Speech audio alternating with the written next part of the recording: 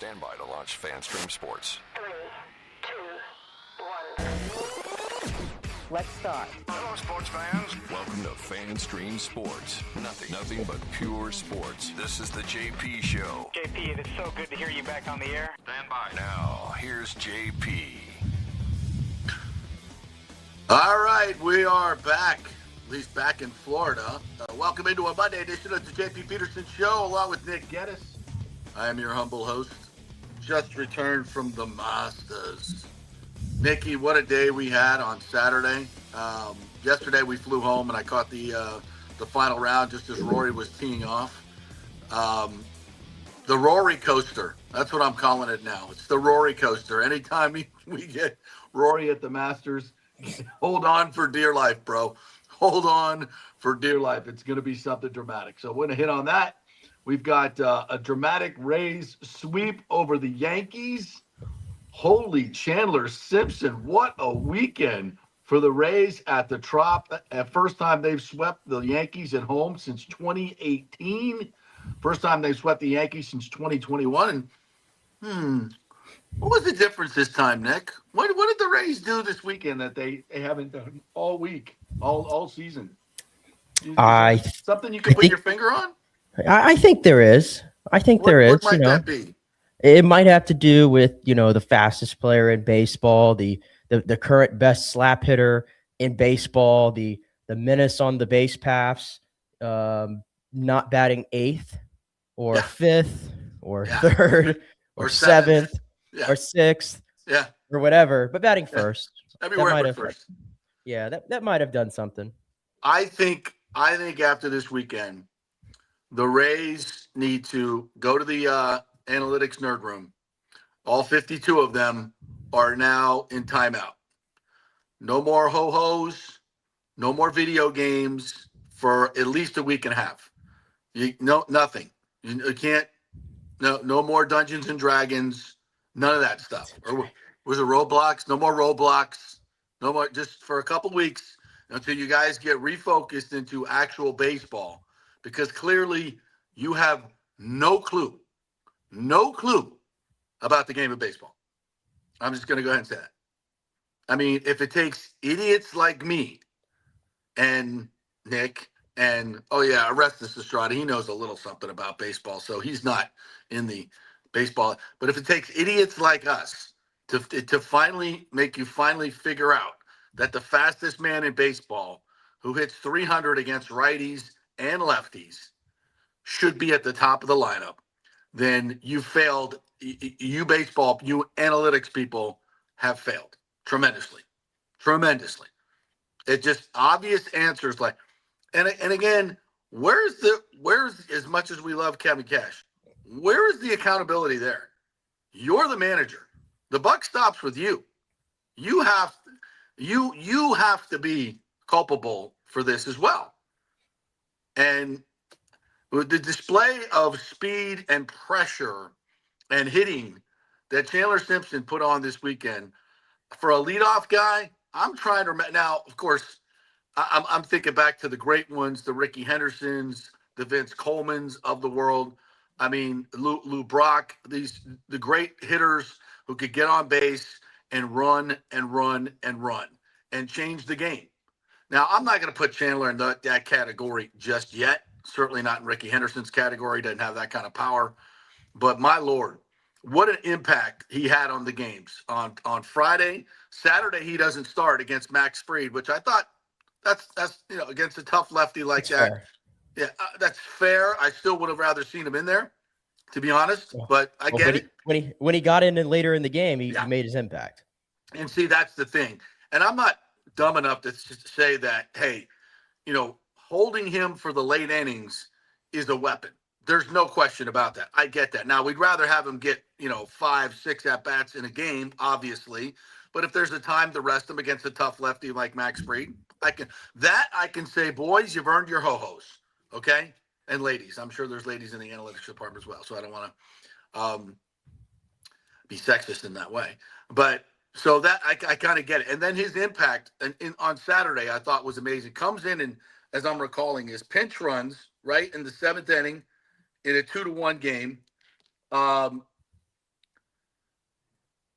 it gets on that. So he scores to make it 3-3. Help me here. I'm trying to remember all my weekend Rays games on this one.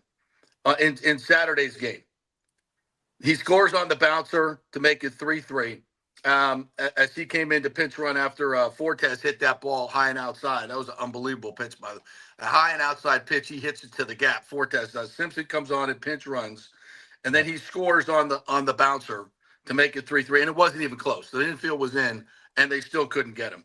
Then he comes in the 10th with the bunt single. How about that? The bunt signal with the runner already on, bunts him over to third, but he's now on first base. And that was a clean field by the pitcher, and then he drops it because he knows the pressure. He's got to do it perfectly to get to first base. So now you got first and third. You're down a run, right? He steals second easily. So now you got second and third, nobody out, and then Walls got a bunt down, and then Aranda got the chopper, and Simpson scores easily. I mean, it's just, Chisholm could have tagged the runner, thrown to first, but it's the pressure that Simpson puts on you that scrambles everybody's brain. I think I saw Jazz do an interview, and he didn't even know the options on that play, which is amazing for a major leaguer, as he's putting in his 3-carat diamond. Yeah, I don't know. Like, could I have thrown it to first? I don't know how that works. Okay. Sure, Yankee fans are thrilled about that. But the pressure that Simpson brings every moment when he's on the base pass, when he's at bat, is just I guess you can't. Oh, you obviously can't. You can't put that into your analytics. Y times 3 minus 4 RBC CX 9 and spit it out and say, wow, this guy really impacts the game in every freaking way. It was an absolute masterclass. And then Sunday as well, he's a big part of it. With the leadoff triple in the third. He was just all over the score sheet. In a game, in 3 games that didn't have a ton of runs, every run counted in this game, right? They were all, 1-run games, I think? And to win them. The 5-3 win on Friday. Yeah. It's just, listen, I don't want to say it's all Chandler Simpson. I thought, obviously Rasmussen was fantastic yesterday. 18 of 19 Yankees in the lineup and 14 in a row. After his wife just had their second baby, a daughter. Congratulations to Rasmus. Fantastic performance by him. Thought Caminero had a better weekend, getting some protection in the lineup. That's something else we had asked for, so I thought he had a better weekend. I think Taylor Walls is playing fantastic baseball offensively. How about all the bunting? Remember a few years ago, it was like, we don't bunt. We don't ever bunt. Now the Rays, especially this series, using the bunt to perfection. All this is what a weekend for the Rays. Absolutely tremendous. It was tremendous. You get a sweep against I would consider your biggest rival in the New York Yankees.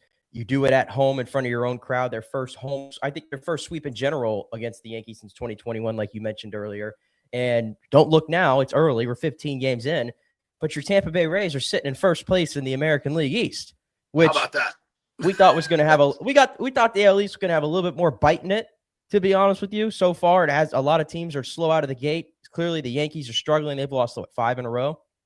But that's the Rays who the Rays just thoroughly outplayed them for all 3 games. Now, it got a little hairy yesterday yesterday I thought the Rays were going to lose that game going in. Yeah, I thought it was a tough spot because Drew's coming in. He hasn't pitched in 10 days. You're facing a really good young pitcher in Cam Schlittler, who he's got tremendous stuff, throws really hard, obviously, good breaking stuff. And the Rays bullpen going into yesterday was super taxed. You knew going in that you're not going to see Baker, you're not going to see Jax, you're not going to see Seymour. A lot of the best guys in the bullpen, they were all unavailable yesterday. So you really needed the length from Drew. He gave you 6 great innings. Now, could maybe he had gone out there for the 7th? Sure. I'm sure you could quibble over that, especially because that was the inning where it looked like it was going to get away from the Rays, because that was the top of the Yankees order that came up, and they immediately got 2 runs on, I believe it was Solzer who was in there. So, and then Englert giving up the home run to Judge in the 9th inning. It was getting hairy there. But listen, the Rays, the offense, tacking on the insurance, getting these timely hits, and for what they lack in power, They are making up with the situational hitting. They are making up with the bunting. I think they lead Major League Baseball, I want to say, with 16 infield hits. Yeah. Through 15 games. I mean, that just gives you an idea. Like, they're moving, they're every time they got a runner to third, I think in this series, I think if they got a runner to third with 2 outs or less or something like, or an out or less, they got that runner home, I think 11 to 15 times in the series. So they did a really good job of getting that run in. It was sack flies. I mean, it was literally every which way that you could manufacture a run in.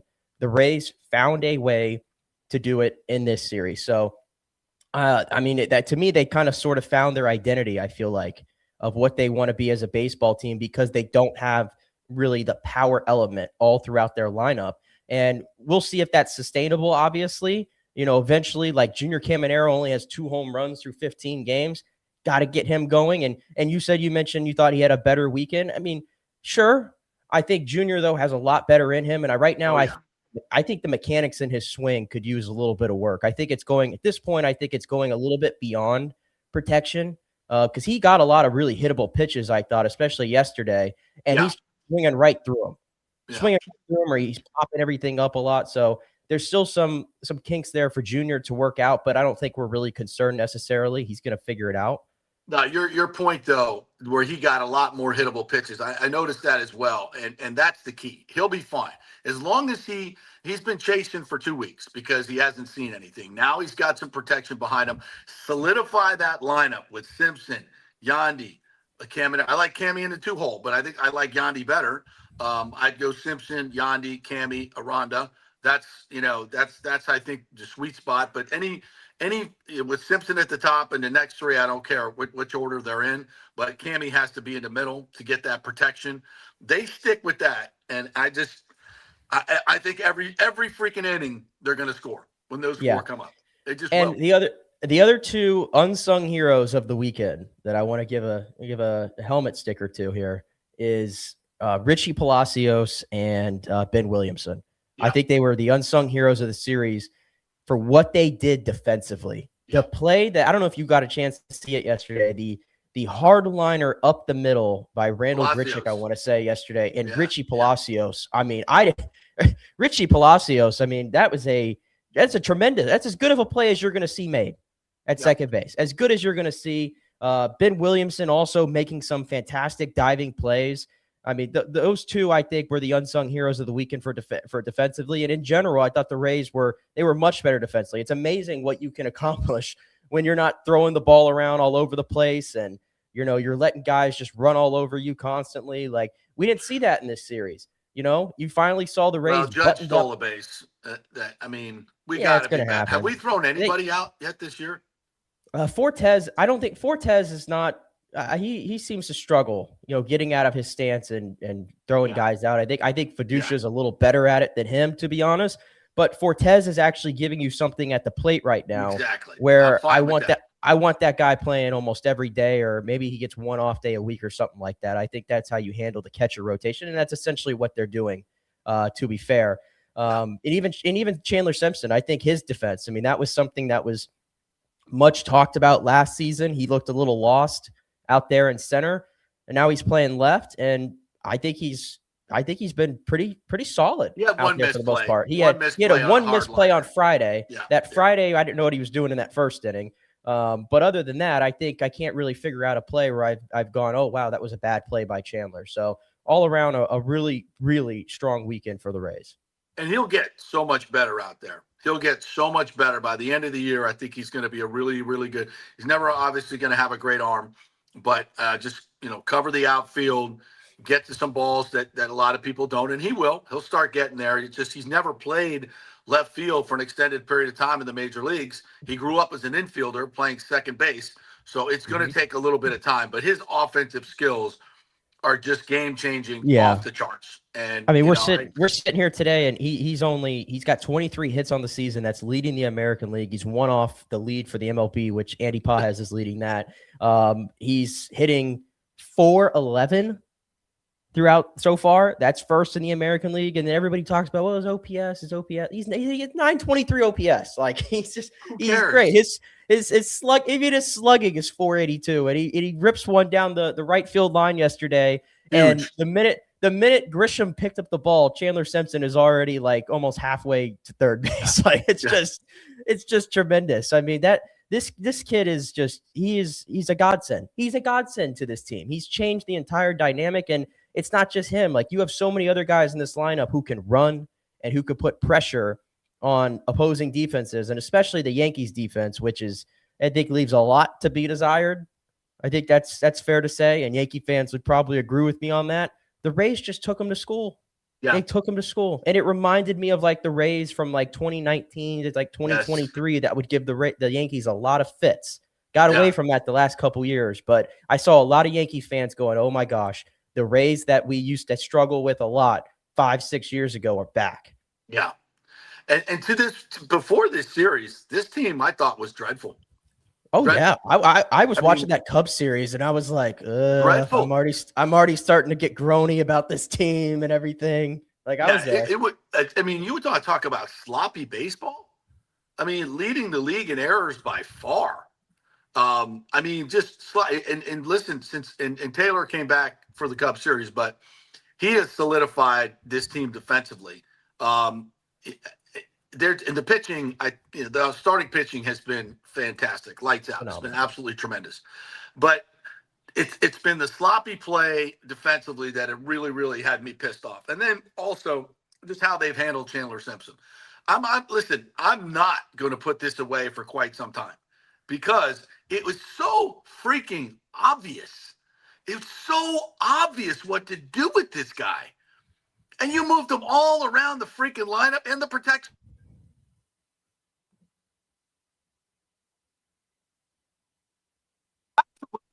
Baseball 101. I don't know what just happened there. Yeah, I know. I heard your mic cut out, but I think you're good now. Now I hear the open now. Why is the open going? You hear the open? Yeah, I hear the open going. Right the open's not playing. I literally hear it on my phone. I literally hear it on my phone. It's not playing. Know why. Because Lou Maggio just called me in the middle of my freaking show and messed it up. Let's go to break. We'll come back on the other side, and we'll figure this out.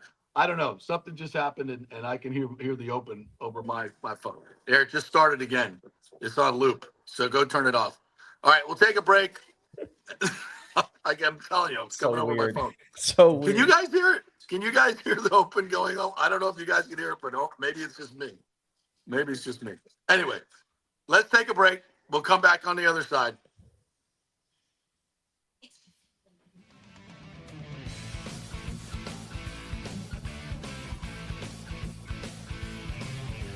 Pitch Roofing believes giving back is part of doing business the right way. That's why they proudly offer exclusive discounts to those who gave the most to our communities, including veterans, first responders, seniors, and teachers. And for listeners of the JP Peterson Show, there's even more good news. Pitch Roofing is now offering a special discount just for fans of the show. With so many roofing companies coming and going in Florida, it's important to choose a contractor you can count on long after the job is done, especially when it comes to honoring your warranty. Pitch Roofing is built for the long haul with a reputation for quality, transparency, and standing behind their work. Whether it's a repair or a full replacement, their team delivers honest guidance, quality workmanship, and no high-pressure sales. Call 727-67-PITCH, 727-677-4824, or visit pitchroofing.com to schedule a free estimate. Pitch Roofing, roofing done right. As the Rays enjoy being back in their Tropicana Field home this season that was ravaged by Hurricane Milton, Italiano Insurance wants to remind us all how important it is to be properly insured. 40% of you are underinsured. That can mean financial disaster. Let the experienced and friendly agents at Italiano shop your policies for the best price and the right coverage. Italiano saved me over $1,000 on our auto insurance last year, over $500 on our homeowners insurance. They can do the same for you. That's a grand slam. Might as well get a double play by adding flood insurance and business insurance to your portfolio.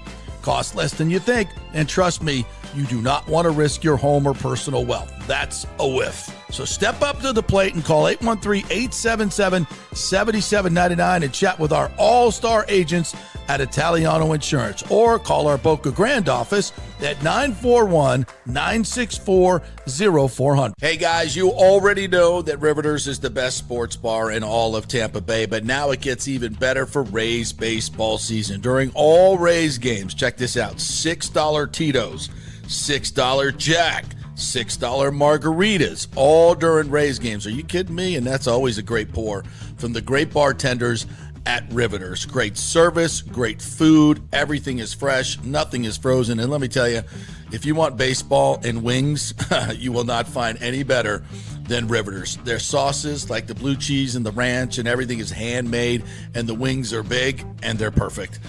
Wings, baseball, Rays, Riveters. It all comes together during baseball season. Once again, in addition to all the great food and service, you get $6 Tito's, $6 Jacks, $6 margaritas. It's time to celebrate. Baseball season is back, and celebrate at Riveters. You know where it is, right there on Dale Mabry, just north of 275, just south of the stadium. See you there at Riveters. It's Diamond Days at the Golden Diamond Source. Celebrate April's birthstone, which is diamonds, as they take center stage. Up to 20% off the diamond jewelry throughout the month of April. And don't forget, you can trade in your broken or old jewelry towards something new and beautiful. Gold prices are at a record high. Now is the best time.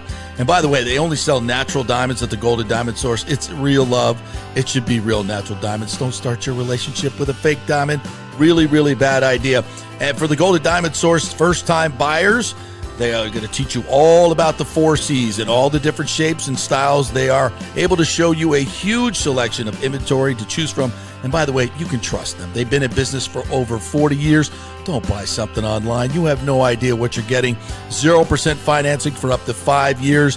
Make sure it's a Golden Diamond Source diamond. 3800 Ulmerton Road. Always online at goldendiamond.com.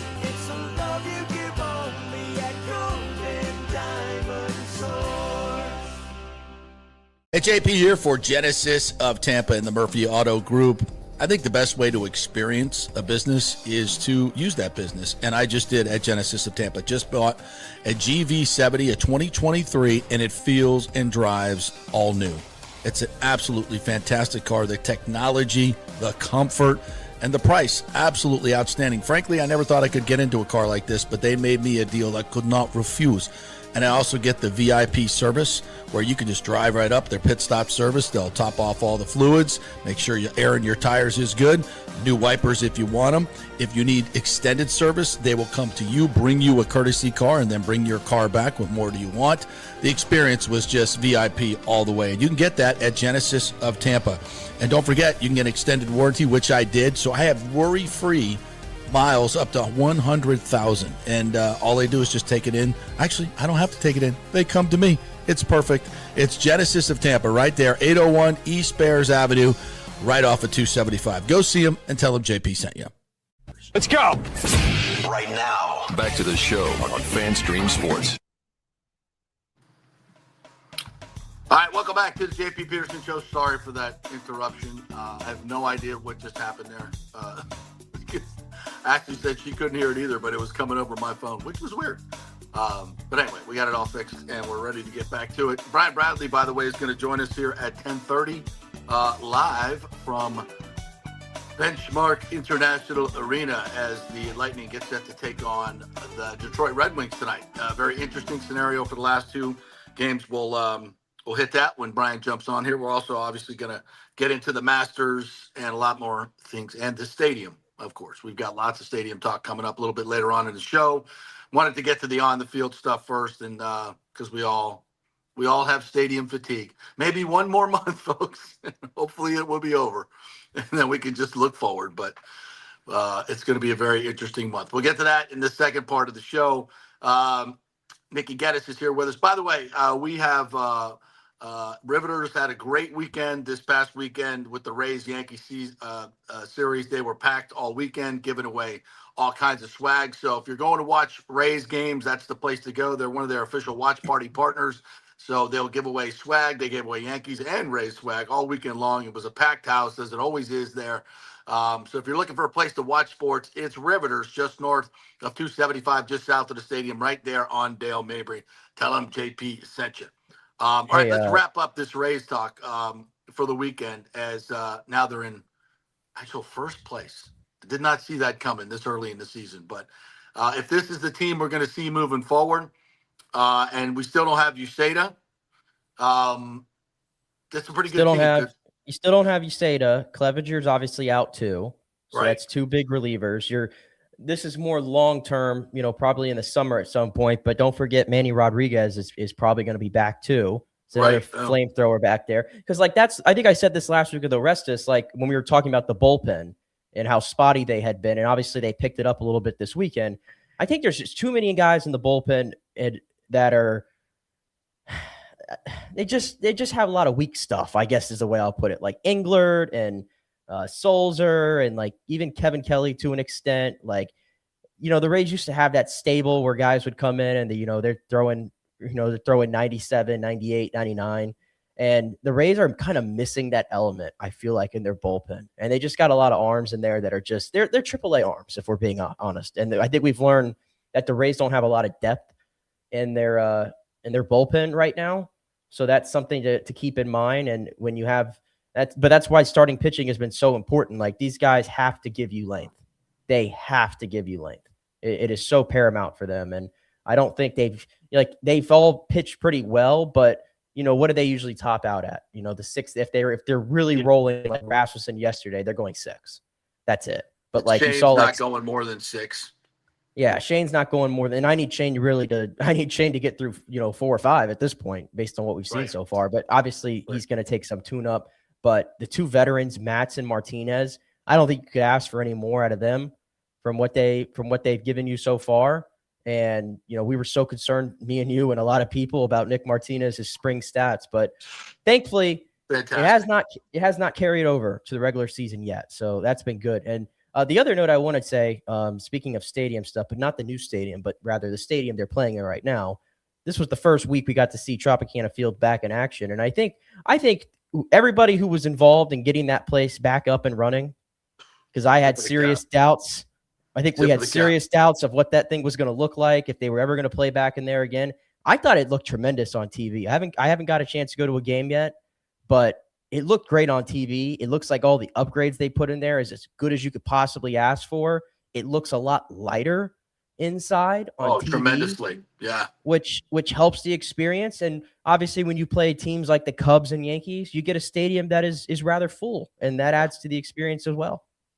Yeah, I think they're probably averaging over 22,000 for the first remember, even, and I know it's the Cubs and there was a lot of Cubs fans, but I don't care. Game 1 is always a sellout, right? The home opener. Mm-hmm. And then we drop back to, 3 to 8,000 pretty quickly at the Trop. That didn't happen this week. And I know it's the Cubs and Yankees. So that's we'll wait till the Twins come in for a midweek, homestand, and it'll probably be back to 5,000 or 6,000. But listen, that's okay. We're not going to get hung up on it. I know this. There were almost 25,000 people in that stadium for every single game this week. That's a big deal. That's a big deal. And I think a lot of it is the new ownership. I think there's a ton of people that have been sitting on the sidelines just waiting to get a new owner that they can support. And I think that's been a pop. Obviously, the Cubs and the Yankees, that's the bigger deal. That's the biggest reason why it was filled all week long. I totally get that. But I think there's also a pretty good shot of people coming back to the Rays. I just feel the energy, for this team and this franchise really, really picking up. And as I said, we'll talk more about that in the second half of the show as far as the stadium goes. I know there are some of you, like Mike in the comments, who like, yeah, tell me when it's done. I get it. I totally get that. We all have stadium fatigue, but we got to, this next month is going to be big. By the way, tell me when Brian comes down. I can't see. He's here now. He's here now. Let's bring him in then.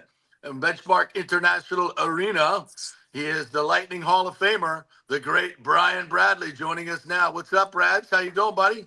Good, guys. Can you hear me good? Everything good? You look beautiful. You sound great. How are you? Okay, perfect. Yeah, watching the morning skate right now. I'll flip this baby around.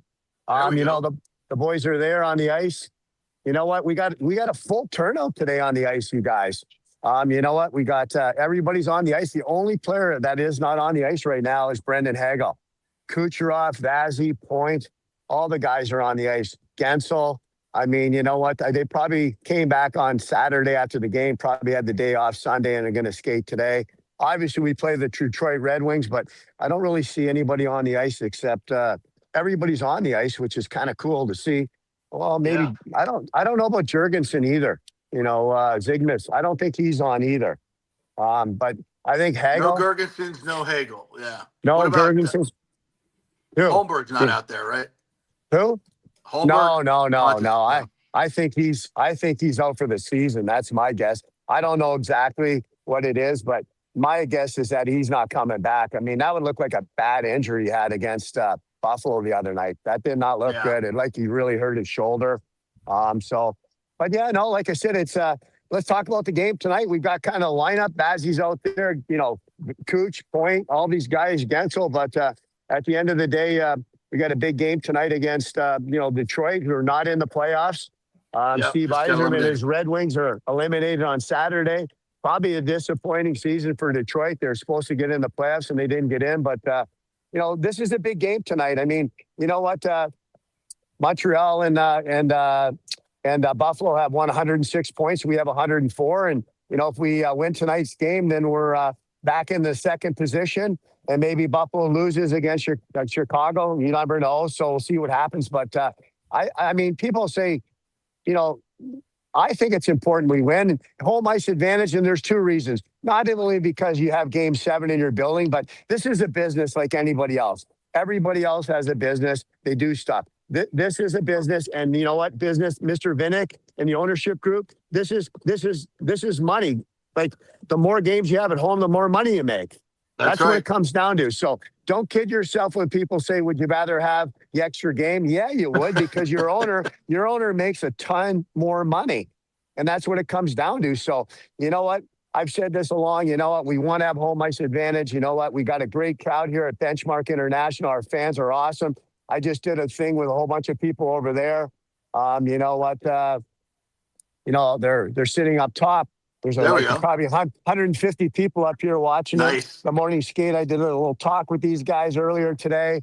They're both polite fans and prospects. So you know what? It means something. Detroit they're out of the playoffs.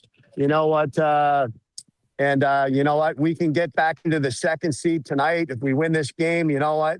And then control our own destiny.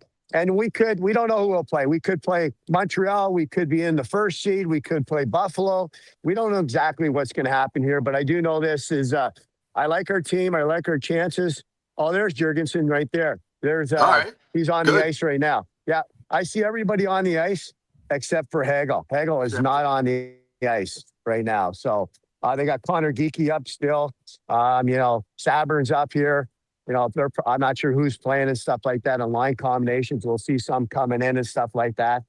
So go from there. But you know what? Should be a good game tonight. Brad, I totally agree with you as far as getting home ice because of this recent road trip, especially.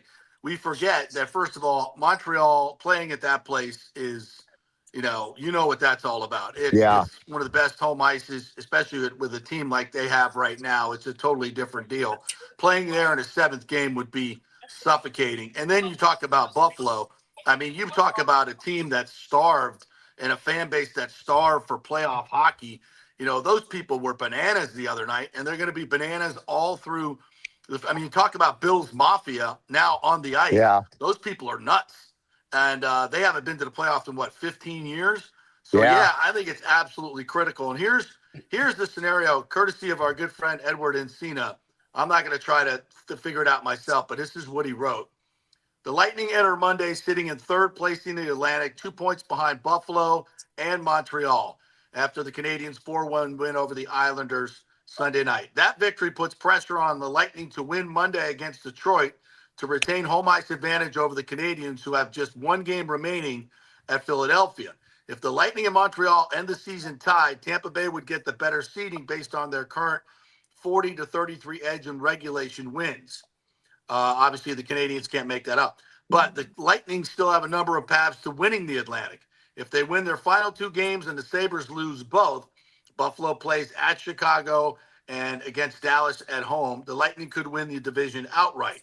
They could also claim the division through the second tiebreaker, regulation and overtime wins.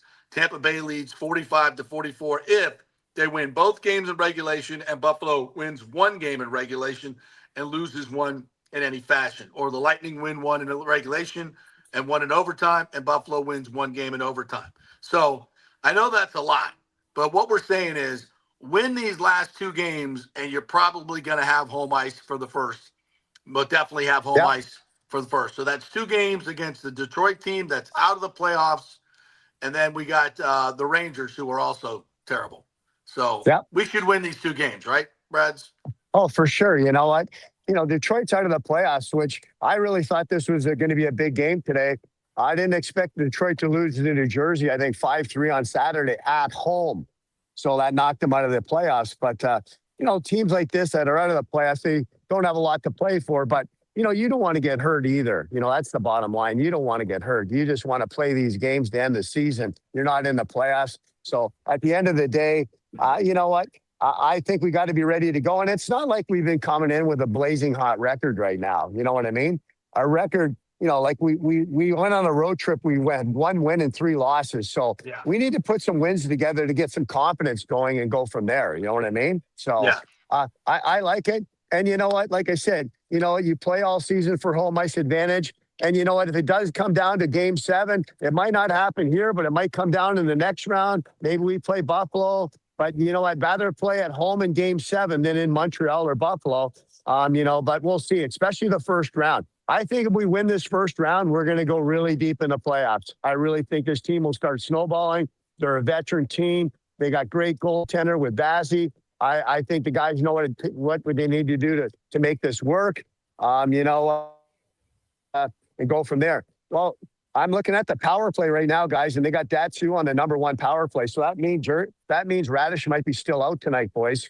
Wow. Well, what's going on with Radish? I don't know. I really don't know that whole thing, but he is not. He was on the ice skating, but I don't think he's playing tonight because Datsu is in the #1 slot on a power play with Gansel, Point.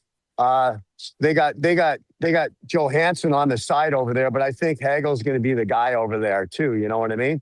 And there's Kucherov taking shots on goal and stuff like that. So, but like there's Datsu right now with the puck right in the middle. I love Datsu. I mean, don't kid yourself. He's a pretty damn good defenseman. He's super smart with the puck. I mean, Radish is having a phenomenal year, but you know what? Datsu still can make a lot of plays with that puck. Trust me. And I like Radish probably better, but I mean, it's not like we're really giving up a ton because he can make a lot of smart plays. I love Datsu. I think he's a super steal for, Julien Brisebois to me. And they're doing stuff. Go ahead, Nikki.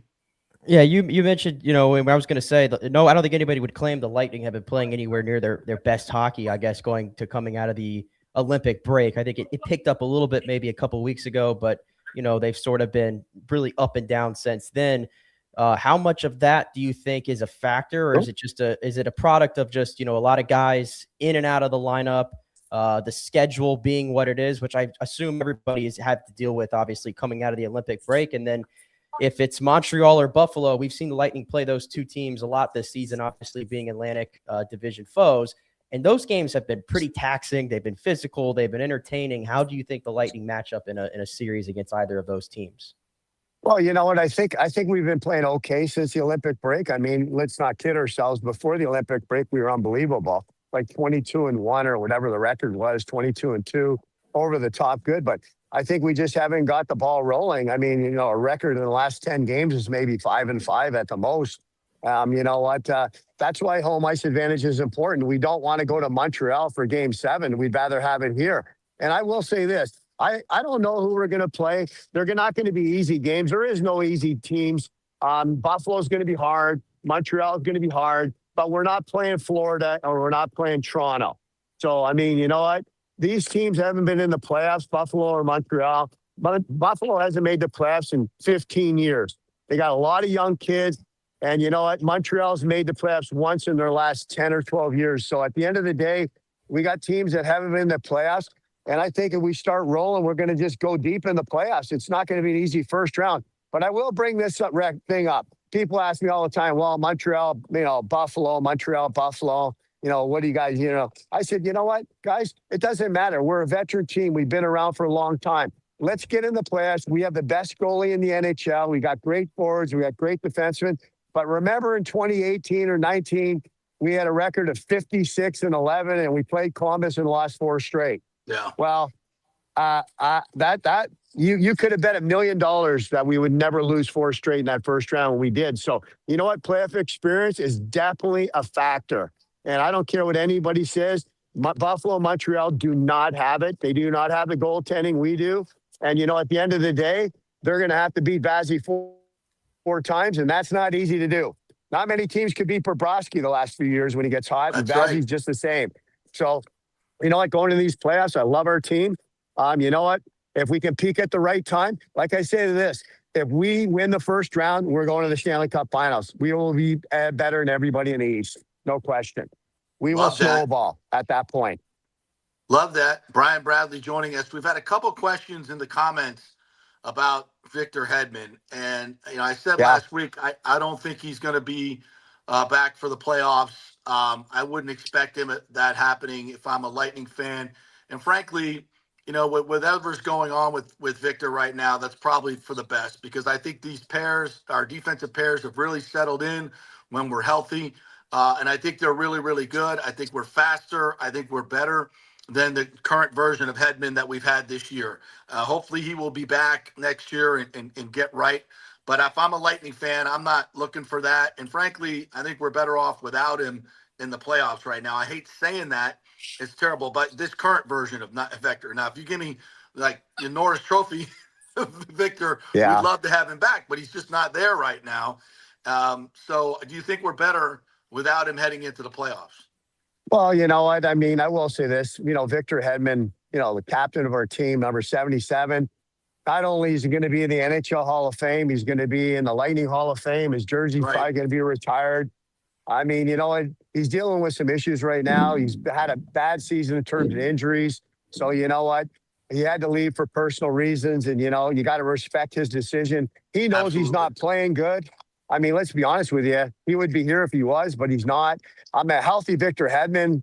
He's the best defenseman on our team by far, but he's not right now. And at the end of the day, we wish him all the best. We hope he gets healthy and returns. And whether it's this year in the playoffs or it's next year in training camp, he still has 3 years left on a contract, but he definitely makes our team better. But right now, the way he's playing, he definitely needs help. And you know what? I think he's made the right decision with him and his family to step away and do what's best for Victor Hedman.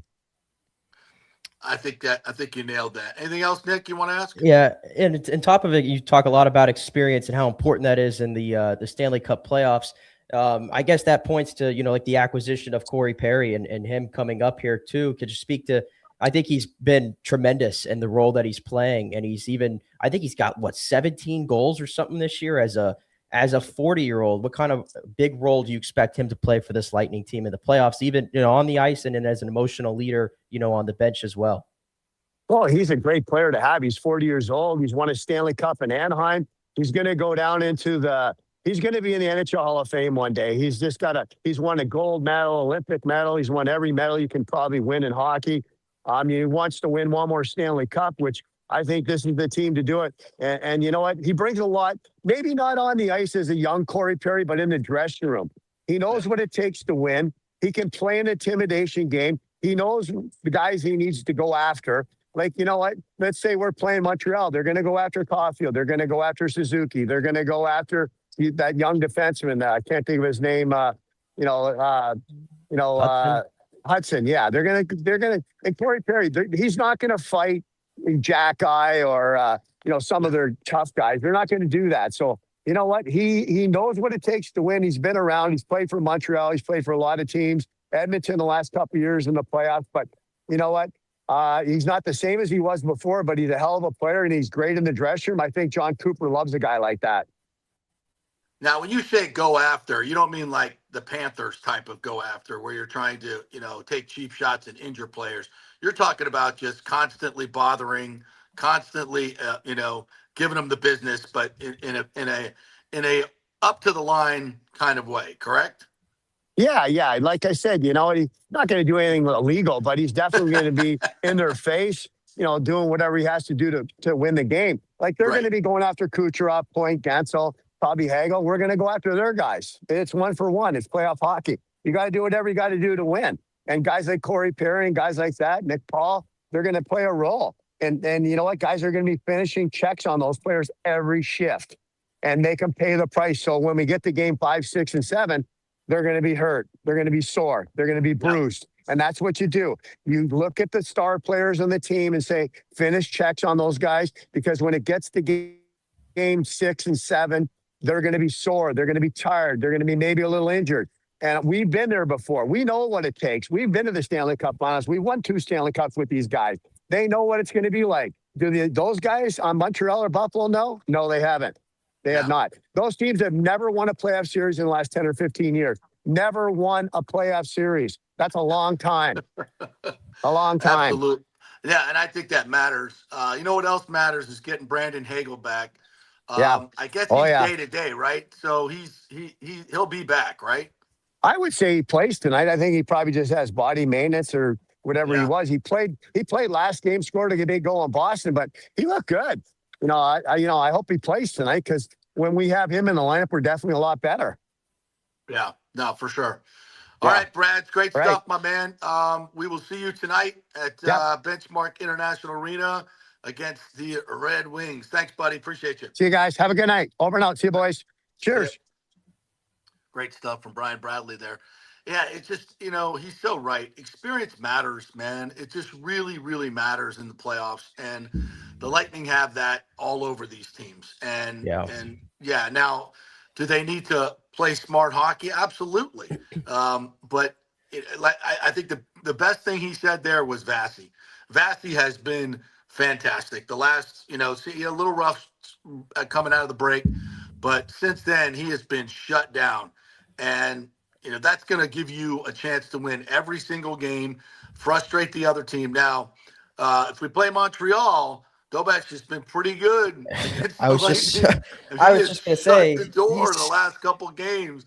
I'm a little worried about that, but this will be his first playoffs, though. Correct? Yeah, he's a very, very inexperienced goaltender, but he's had a lot of success this season. I think he's really been the key to Montreal. I mean, too. Montreal obviously has had a lot of right go for them, and Cole Caulfield scoring over 50 goals, Suzuki, Slavkovsky, Hudson, all those great players. But what he's provided in net has been big for them. So he's certainly somebody you have to figure out. But Vasilevsky, if he's on his game, and he's been on his game, honestly, even as the Lightning haven't exactly played well in front of him at times, he's the ultimate neutralizer. We know he has that in him. It's just about finding it at the right time. And it's just why the Lightning right now, it's so hard, I think, for me to judge, who they are, what they are, because you see them go 22-1 before the break. And it's like, all right, that's cool and everything. That's awesome, but they're not that good. And then you see them play the way they've played since the Olympic break. And you're like, all right, well, I don't think they're that bad. They can't possibly be that bad, right? For some of the stretches we've seen. So where does it fall? Somewhere in between. It always does. And the Lightning have had a lot of seasons where they've gone into the playoffs with a lot of momentum, playing really well, and they flamed out early. They've had some years where they went into the playoffs not playing so well, and they've gone on some big runs. So that's why it's really hard for me to sort of judge what I'm seeing right now out of the team. Well, I've said for a while that, listen, the 2 first-round losses to the Panthers, obviously they went on to win the cup both times. You lost to the best team in hockey. So when people say, 2 first-round exits, I'm like, we got to put that into context, right? Also, it's been a while since the Lightning have won a series, And I'm picking up on, and I have picked up on a couple things, and these are regular season games, but I think we would agree that these games against Buffalo and Montreal have had the intensity, the feel of a playoff game. So I think they're worth pointing out. Nikita Kucherov has had 3 postseasons in a row that have been nowhere near his standard. Yep. I think he'd be the first one to admit that. Yep. And I think a lot of that is the last 3 postseasons, those teams, Toronto and Florida, have made it an emphasis to crowd him, to get in his grill, make him uncomfortable, give him no space whatsoever. and it's basically taking him out of the game. And I think where the Lightning are constructed right now, like, you have no shot if you don't get the Nikita Kucherov, MVP type player that you expect.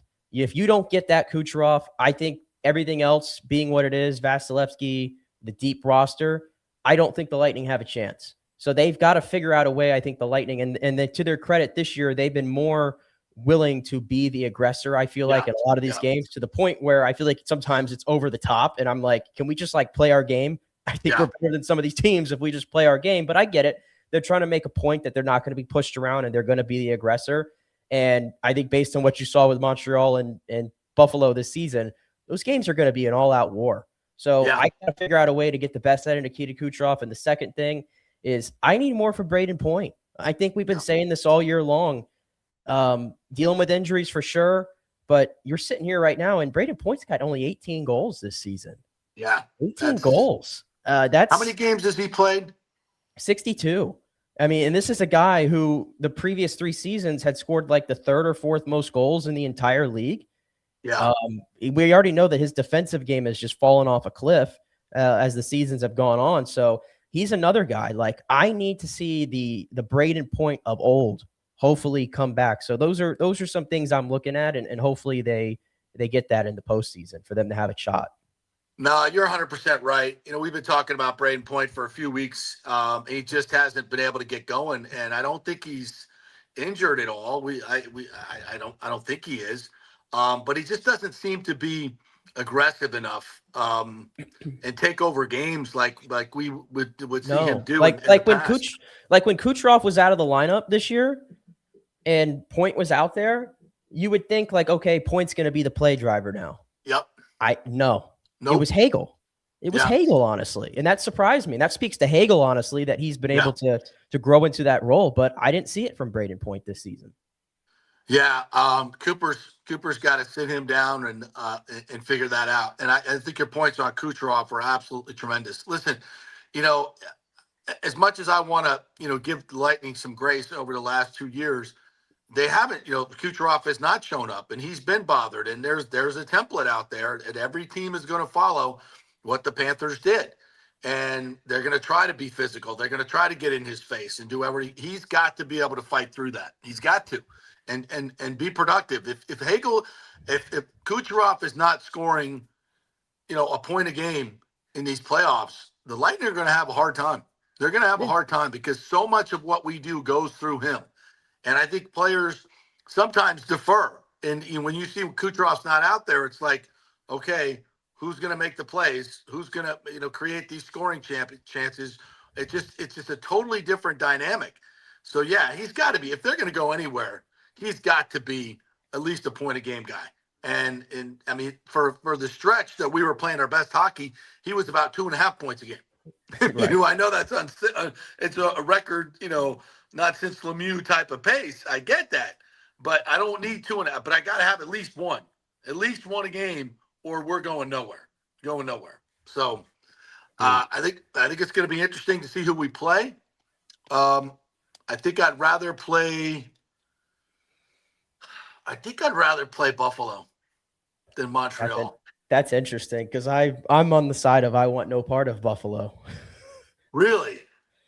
I mean, that team is, I know that they haven't been in the postseason in 15 years. I get the experience. I don't think they're as good in net nearly what the Lightning are, or Montreal either. See, that's my thing. I think but they also have what they lack in experience maybe as a team. But Lindy Ruff is as experienced as they come on the bench as a coach too. And I think that matters. I think them at home ice is just, home ice is going to be crazy. It's unreal, and they got a lot of jump in their legs, man, that the Lightning just don't have. And I think when they've played each other, that's been pretty noticeable to me. And the physicality for them too is off the charts. I think the Lightning tried to take the game to them. I think Buffalo kind of one up them, to be honest. They're big. Yeah. But I'll go to the net where you said net. It's Dobesh scares me. He stole the one game at home a couple weeks ago. And even up there, he's been fantastic. I think we're creating our chances against Montreal. We just can't finish, and that can get in your head in the playoffs. Whereas Buffalo, when they win games, they're more regular season type games. There's not going to be 7-6 games in the playoffs. I don't think. No. Or 8-7, whatever the hell that one game was. So No. I think in that realm, I think it's different. It's different hockey, right, in the playoffs. So, well, we'll see. Listen, I think the Lightning are going to have to be at their best to beat either one. So, and you got to beat them eventually. So I don't care when we play them. Well, but to Brian's point, experience matters.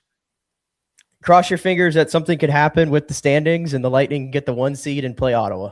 I think that'd be the best case scenario. You could play Ottawa or Boston. I don't think we can catch Carolina.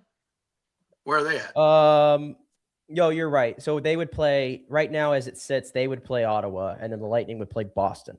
But even then, I like a matchup over Boston in the first round because I think it's sort of the same thing. I feel like. Yeah. And it honestly comes down to the fact, like, the way the NHL does this garbage with the playoff system, it sucks. It sucks. Like I think the Panthers and the Lightning the last 2 years were the best team in the East, and they faced each other in the first round both times. Same way this year, you're going to have one of Colorado, Minnesota, and what's the other team I'm blanking on?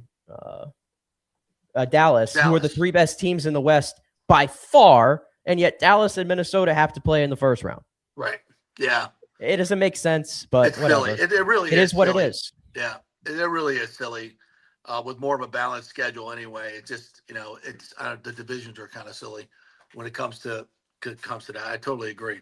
Do we have any comments on the Lightning we need to get to? There was a comment here from James here. He said, hockey is different. Really believe they could steal a win on the road and win the first series regardless of home ice. What's needed is for them to be healthy, get healthy, and make a run. And I think that's been a big reason why you've seen a lot of guys, or a few of the top guys, in and out of the lineup. I think they are doing some maintenance on some of these guys to get them healthy for the first round. But I think also losing Holmberg is huge. That's a huge injury because that's been the one line that has been so consistent all year, that Gord, Gergensons, Holmberg. And honestly, I was looking forward to the Lightning's run this year in the playoffs because they haven't had a line like that the last couple of years, a true shutdown line. And Holmberg has been one of the best defensive forwards in the NHL this season. Yanni Gord's been right there with him. You've seen what Gergensons can do. So now you lose Holmberg. According to the line rushes today, it looks like Nick Paul is up on that line. I wonder if they play with that a little bit because Bjorkstrand, for what he lacks as an offensive threat this season, has actually been pretty sound defensively. So maybe they move him up there in that role, and that's your new third line. But that's certainly something to watch for too, because I think that's a big injury. I think that really is a big injury. It's a huge injury because Cooper was using them as that shutdown line, and I think like against Montreal, if you put him out against Caulfield, you're gonna minimize his ability, and that really hurts Montreal. They've got to have Caulfield going and Suzuki. I mean, that's huge. So you could neutralize that line.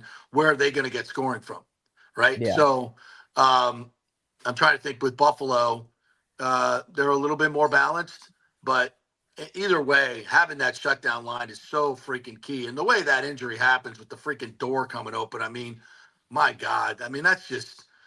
You could tell by the way Cooper reacted how much he knows that's going to impact. And I don't know if he's going to be able to come back. Have we heard anything on Holmberg? It sounded like from what they were talking about on because the Saturday's game was nationally televised on ABC. And it sounded like from what they were saying that they're not expecting him for the first round and beyond. So yeah. I don't know if I don't think you see Holmberg. I'm guessing he's got, like as someone said in the comments here, like a collarbone broken. I'm guessing he's got something like that.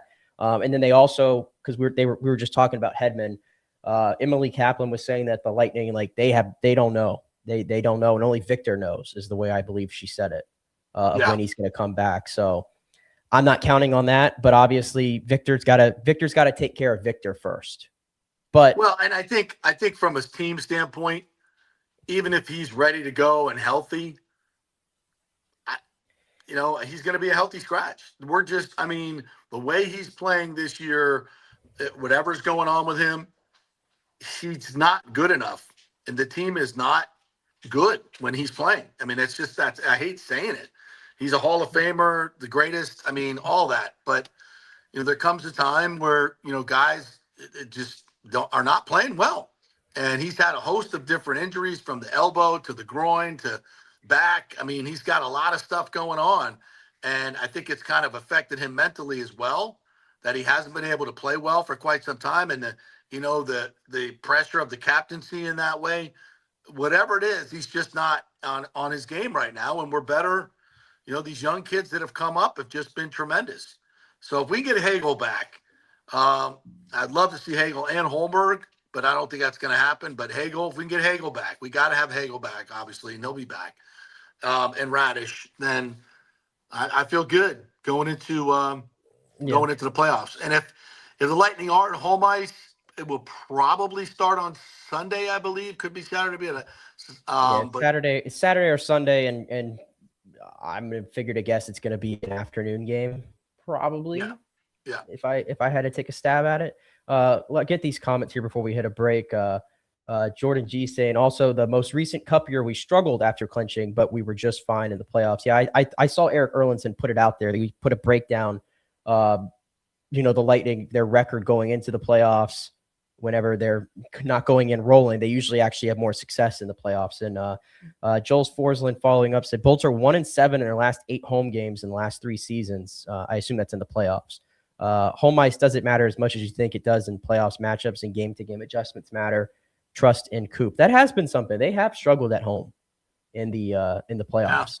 Yeah, that has been a real thing. Wasn't that Vasilevsky who said it after the last year's thing about like how it's not fun to just come here and just like stink up the joint in front of the home fans, every home playoff game, something to that nature. And then this one here from Nathan Elliott, if the Bolts don't win it all, I'm going to give up my season tickets. Typical Tampa fan who does not have season tickets. And then he also said, use the same thing. If the Bolts don't win it all, they got to sell the team the week after they get eliminated. Typical Tampa fan. Yeah, get out of here with that. I really do think it's important to get out of the first round this year. The contracts are in place. They're not blowing anything up. It's just that's not happening. Well, it is worth a discussion point if you do lose in the first round for a 4th straight year, especially this year when you don't have to play Florida anymore. Like, I don't want to have the discussion now. I'm just putting it on there's no way we can ignore it, is what I'm saying. I agree. If it happened, you can't ignore it. You have to look at the body of work, but we'll cross that bridge when we get there. Hopefully we don't get there and the Lightning are able to get out of the first round and finally go on a run. Well, Connor McDavid's coming here in 2 years anyway, so we'll figure that out with future No, that's true. If we're looking for future changes, maybe that's something in the art. All right, any other Lightning comments? There's one. Go ahead and put it up. Which one were you looking at? The last one, this one right here. From James? Yeah. Yeah. When Lightning came back from Olympics, they lost a bunch of games. Common denominator, Hedman was in the lineup. Sad to say, but he hurt the team more than he helped. Yeah, we've had that uncomfortable conversation on this show for some time about Victor. And honestly, I think it went back to the Olympics. Like when you saw him playing it for Team Sweden, he missed out on all these chances to play for the Olympics throughout his prime. And then he finally got there. And he didn't play well. And then remember that last game, he picked up an injury during the warm-ups against the U.S. and didn't play and had to sit there on the bench and watch it.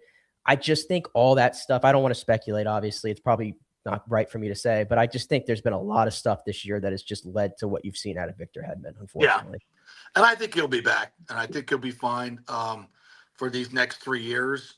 It's just a season that he needs to forget and move on and get healthy. But it does emphasize the point, though, when we get to the summer and Darren Radish is an unrestricted free agent. I think we've started to lean like, I don't know if Brisebois can afford to either lowball him or let him just walk. I don't know. No, cannot. 100% cannot. And he wants to stay here. Not that he'll take a ton less money, but he wants to stay here. He loves it here.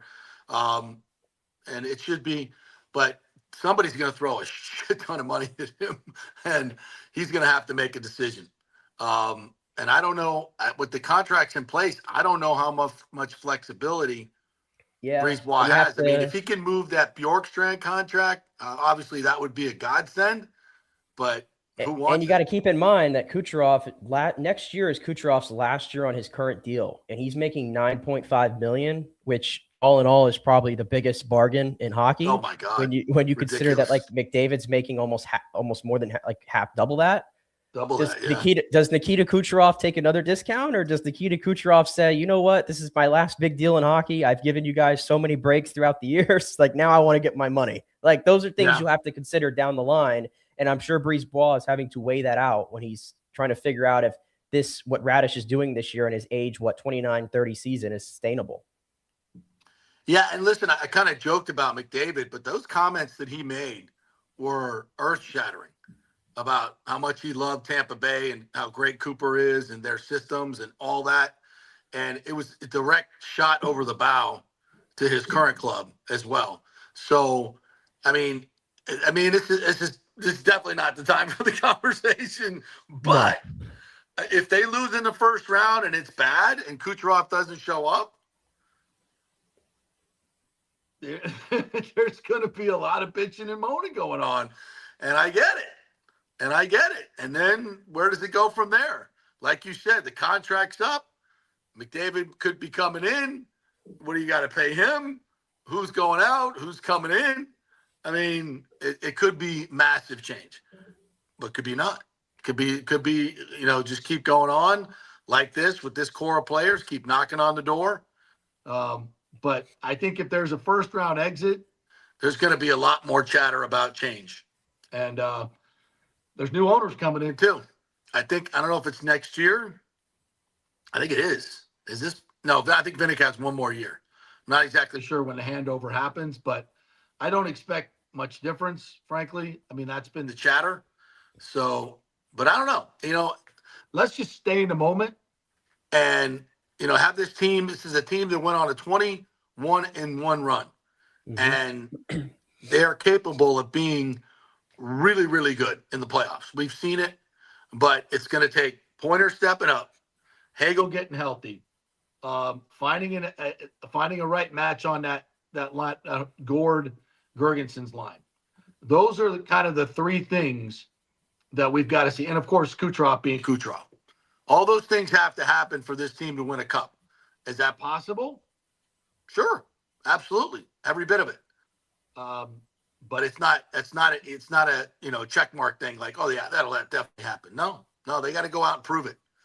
And that's what the playoffs are all about. Cannot wait. All right, we'll take a break. We'll come back on the other side, and we will get to your comments. We're going to talk some Rays Stadium. We're going to talk some Masters. I was there on Saturday, hanging out in Augusta for the weekend. Wow, what an experience. I'll give you some of that as well when we come back. We're brought to you by the great folks at Italiano Insurance. Get that insurance checkup right now. You could save hundreds, maybe even thousands of dollars on your homeowners, your auto insurance, your flood insurance, your business insurance, all of it. They protect all the pieces of your life. That's Italiano Insurance, 813-877-7799. They also have an office at, down south as well. So check out that at their website, ItalianoInsurance.com. Back in 3.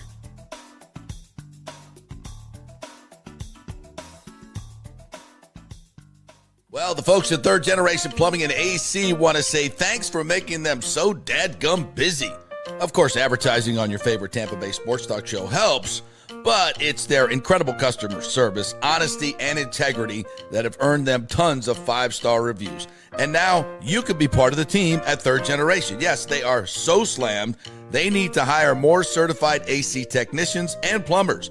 It's a great family business to work for. My buddy John Rodriguez runs an old school family business since 1995. They pay well, give you all the holidays off, and they offer great benefits. No cold corporate atmosphere here. You're part of the family.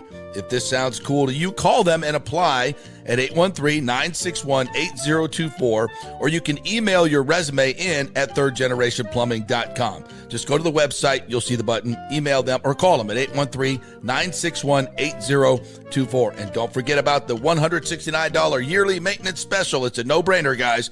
thirdgenerationplumbing.com, and they also do AC. Ciao, Paolo Tini here, owner of Caffè Paradiso, voted #3 People's Choice Award on Open Table. I want to thank all our loyal family of customers that have been enjoying our great traditional Italian dishes we make from scratch every day. It's a great family story we're proud of. Our family moved from Rimini, Italy in 1984. My dad, Caesar, started Donatello, and that's where I got the start in the restaurant business. I started Caffè Paradiso on South McDill in 1995, and we've been there ever since. From our traditional ossobuco, a veal slow roast for 4 hours, to our daily fresh catch, the Gruppo Paradiso, with a piccata sauce and lobster claw meat, homemade pasta like lasagna, farfalle salchicha, which is a bow tie pasta homemade with fresh sausage. Hold on a minute, JP's favorite. I love it. So come and have a glass of wine with me on South McDill. Get a reservation on Open Table and see all our 5-star reviews. Ciao, see you soon at Paradiso. Sports fans, it's time to gear up. Head to fanstreamsports.com and check out our brand new merchandise store. We're talking bold t-shirts, 3/4 zips, hoodies, hats, mugs, and more. Everything you need to rep your favorite shows and your favorite crew. Whether you're rolling with the JP Peterson Show in Tampa Bay, From the Rough in Dallas, the Tim May Show featuring Clay Hall, or the Jeff Thidoff Show in Ohio, or any of our FanStream Sports original programming, we've got the perfect look for game day and every day. So don't wait. fanstreamsports.com. Click merch and grab your gear now. Wear the stream, live the stream, fanstreamsports.com. Welcome to Kingmakers, home of the JP Peterson Show studio and Tampa's premier business networking and social club for members only. By day, it's an exclusive, vibrant co-working space with a stylish conference room, focus rooms, a full production studio, and an in-house marketing team. And by night, Kingmakers transforms into a sports-centric social hub with a full sports bar, golf simulator, and exclusive events. For young entrepreneurs and seasoned professionals, it's the perfect place to work hard, play hard, and make big moves in Midtown Tampa. Close the deal, celebrate the win. Only at Kingmakers. Become a member today at kingmakerstampa.com. Your business, your club. Hey, JP here for my concierge medical professional, Chris Lugo, PA. You've heard him on the show for a couple of years where he shares invaluable medical, nutritional, and supplement advice. With Chris, it's like having a medical provider as your best friend. What I love about this concierge service is the convenience and support he offers. I can text or call him 24/7 with any questions or concerns, and he'll promptly call in a prescription if needed. No office visits or copays required. It gives me peace of mind knowing I have someone genuinely invested in my health, not just focused on insurance profits. And the best part, the Bay Area Modern Medical Center's personal concierge service is more affordable than you might think.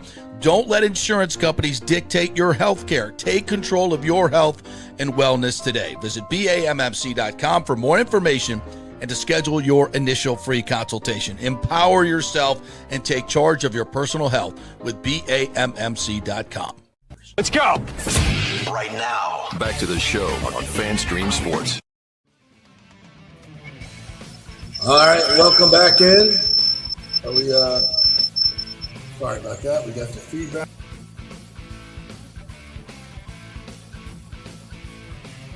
Ooh.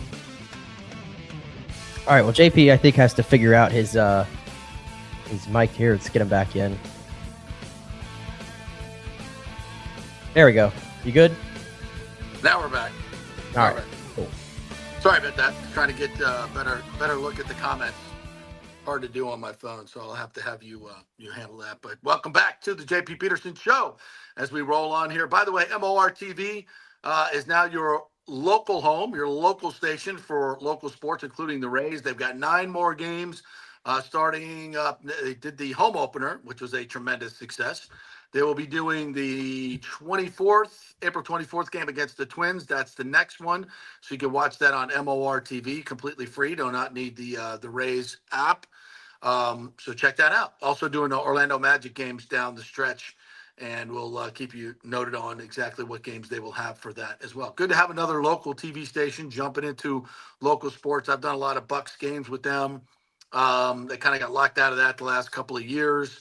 But we're back with Rays and Magic. So make sure you find MOR TV. It'll be in your local station area.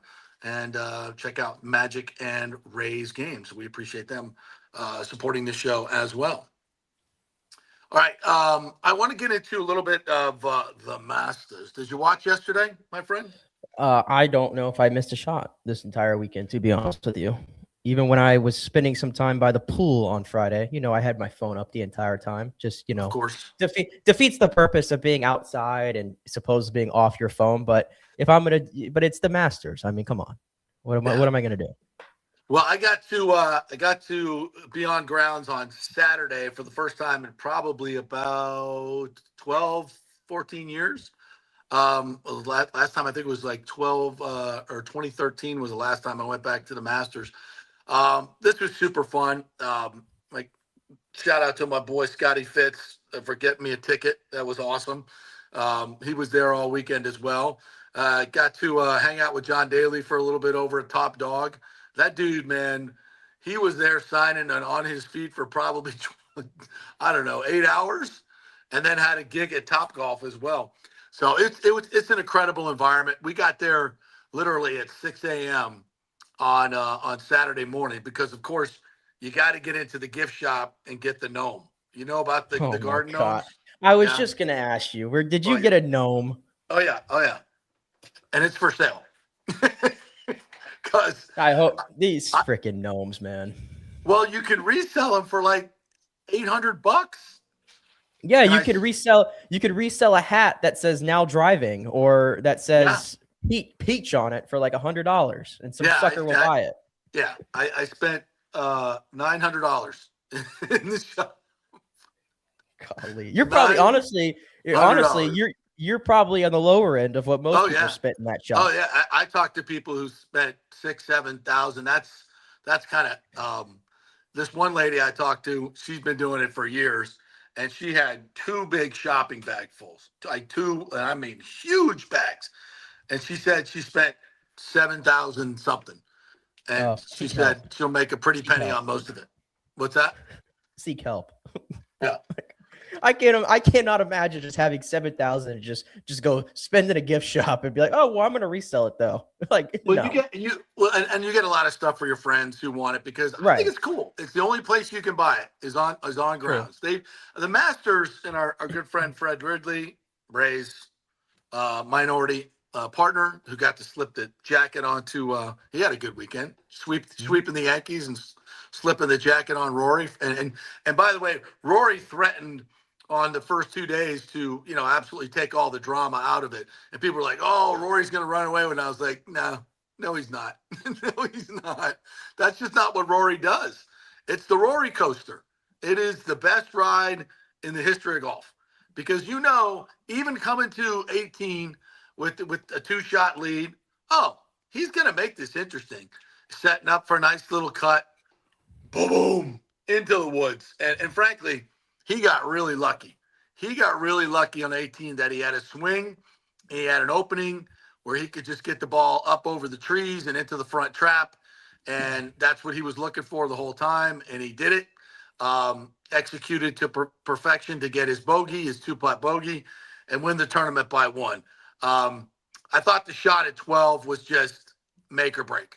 At that point, I think Justin Rose, how about Rosie? Oh my gosh. He gets a 2-shot lead going to the back. What did he shoot? 40 on the back? Like really bad.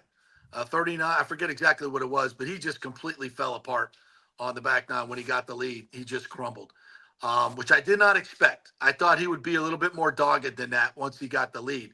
But, with Rory, that shot at 12, when we even heard the conversation. He's like, yeah, we're going over the bunker. Well, it kind of was over the bunker, but the right side of the bunker, and it got a nice kick to the right and ended up about 8 feet from the hole. That was the ballsiest shot I think I've ever seen in that situation. And then he got that birdie, and then he goes to 13 and hits a bomb of a drive on 13 to set up another birdie. That was probably the best drive he's hit all week long, and it was just an absolute smoke job. What was it on?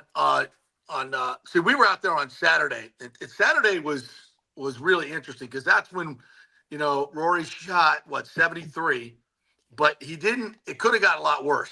There were a couple times we got, like, I was 10 feet away from him at 13 when he hit it into the pine straw, and I'm listening to the conversation. And as soon as that ball was hit, I went over, looked behind it, and he had really at about 210, 220 to the pin on the pine straw. He had a full swing. He could have easily hit a draw into that green, and I mean easily. But he decided not to. I thought it was really, really interesting. He decided to lay up, and he ended up making birdie there on Saturday, and it kind of kept him in it. Instead of shooting 76 and shooting yourself out of it, he stayed in it. And even though he had a record lead of 12, a 6-shot lead, and it was gone on Saturday, you still felt like, he was in there. And he obviously had a great chance to win, but it was going to be up and down on Saturday. But that shot on 12, I thought was just absolute. It was a ballsy shot, perfectly executed, gets the birdie there, and goes on to win his second straight Masters. Only 3 other players have done that. And now he's got 6 majors, which is the most ever for a European. Rory is on the precipice, I think, of really doing some special things. And I'll just be honest with you. I don't think that was his A game. If you could go to the Masters and win, with a bogey on 18 without your A game, that says a lot about just how good Rory can be. And I still think there's runway for him to be great. I mean, obviously he's never going to catch Tigers in the majors or anything like that.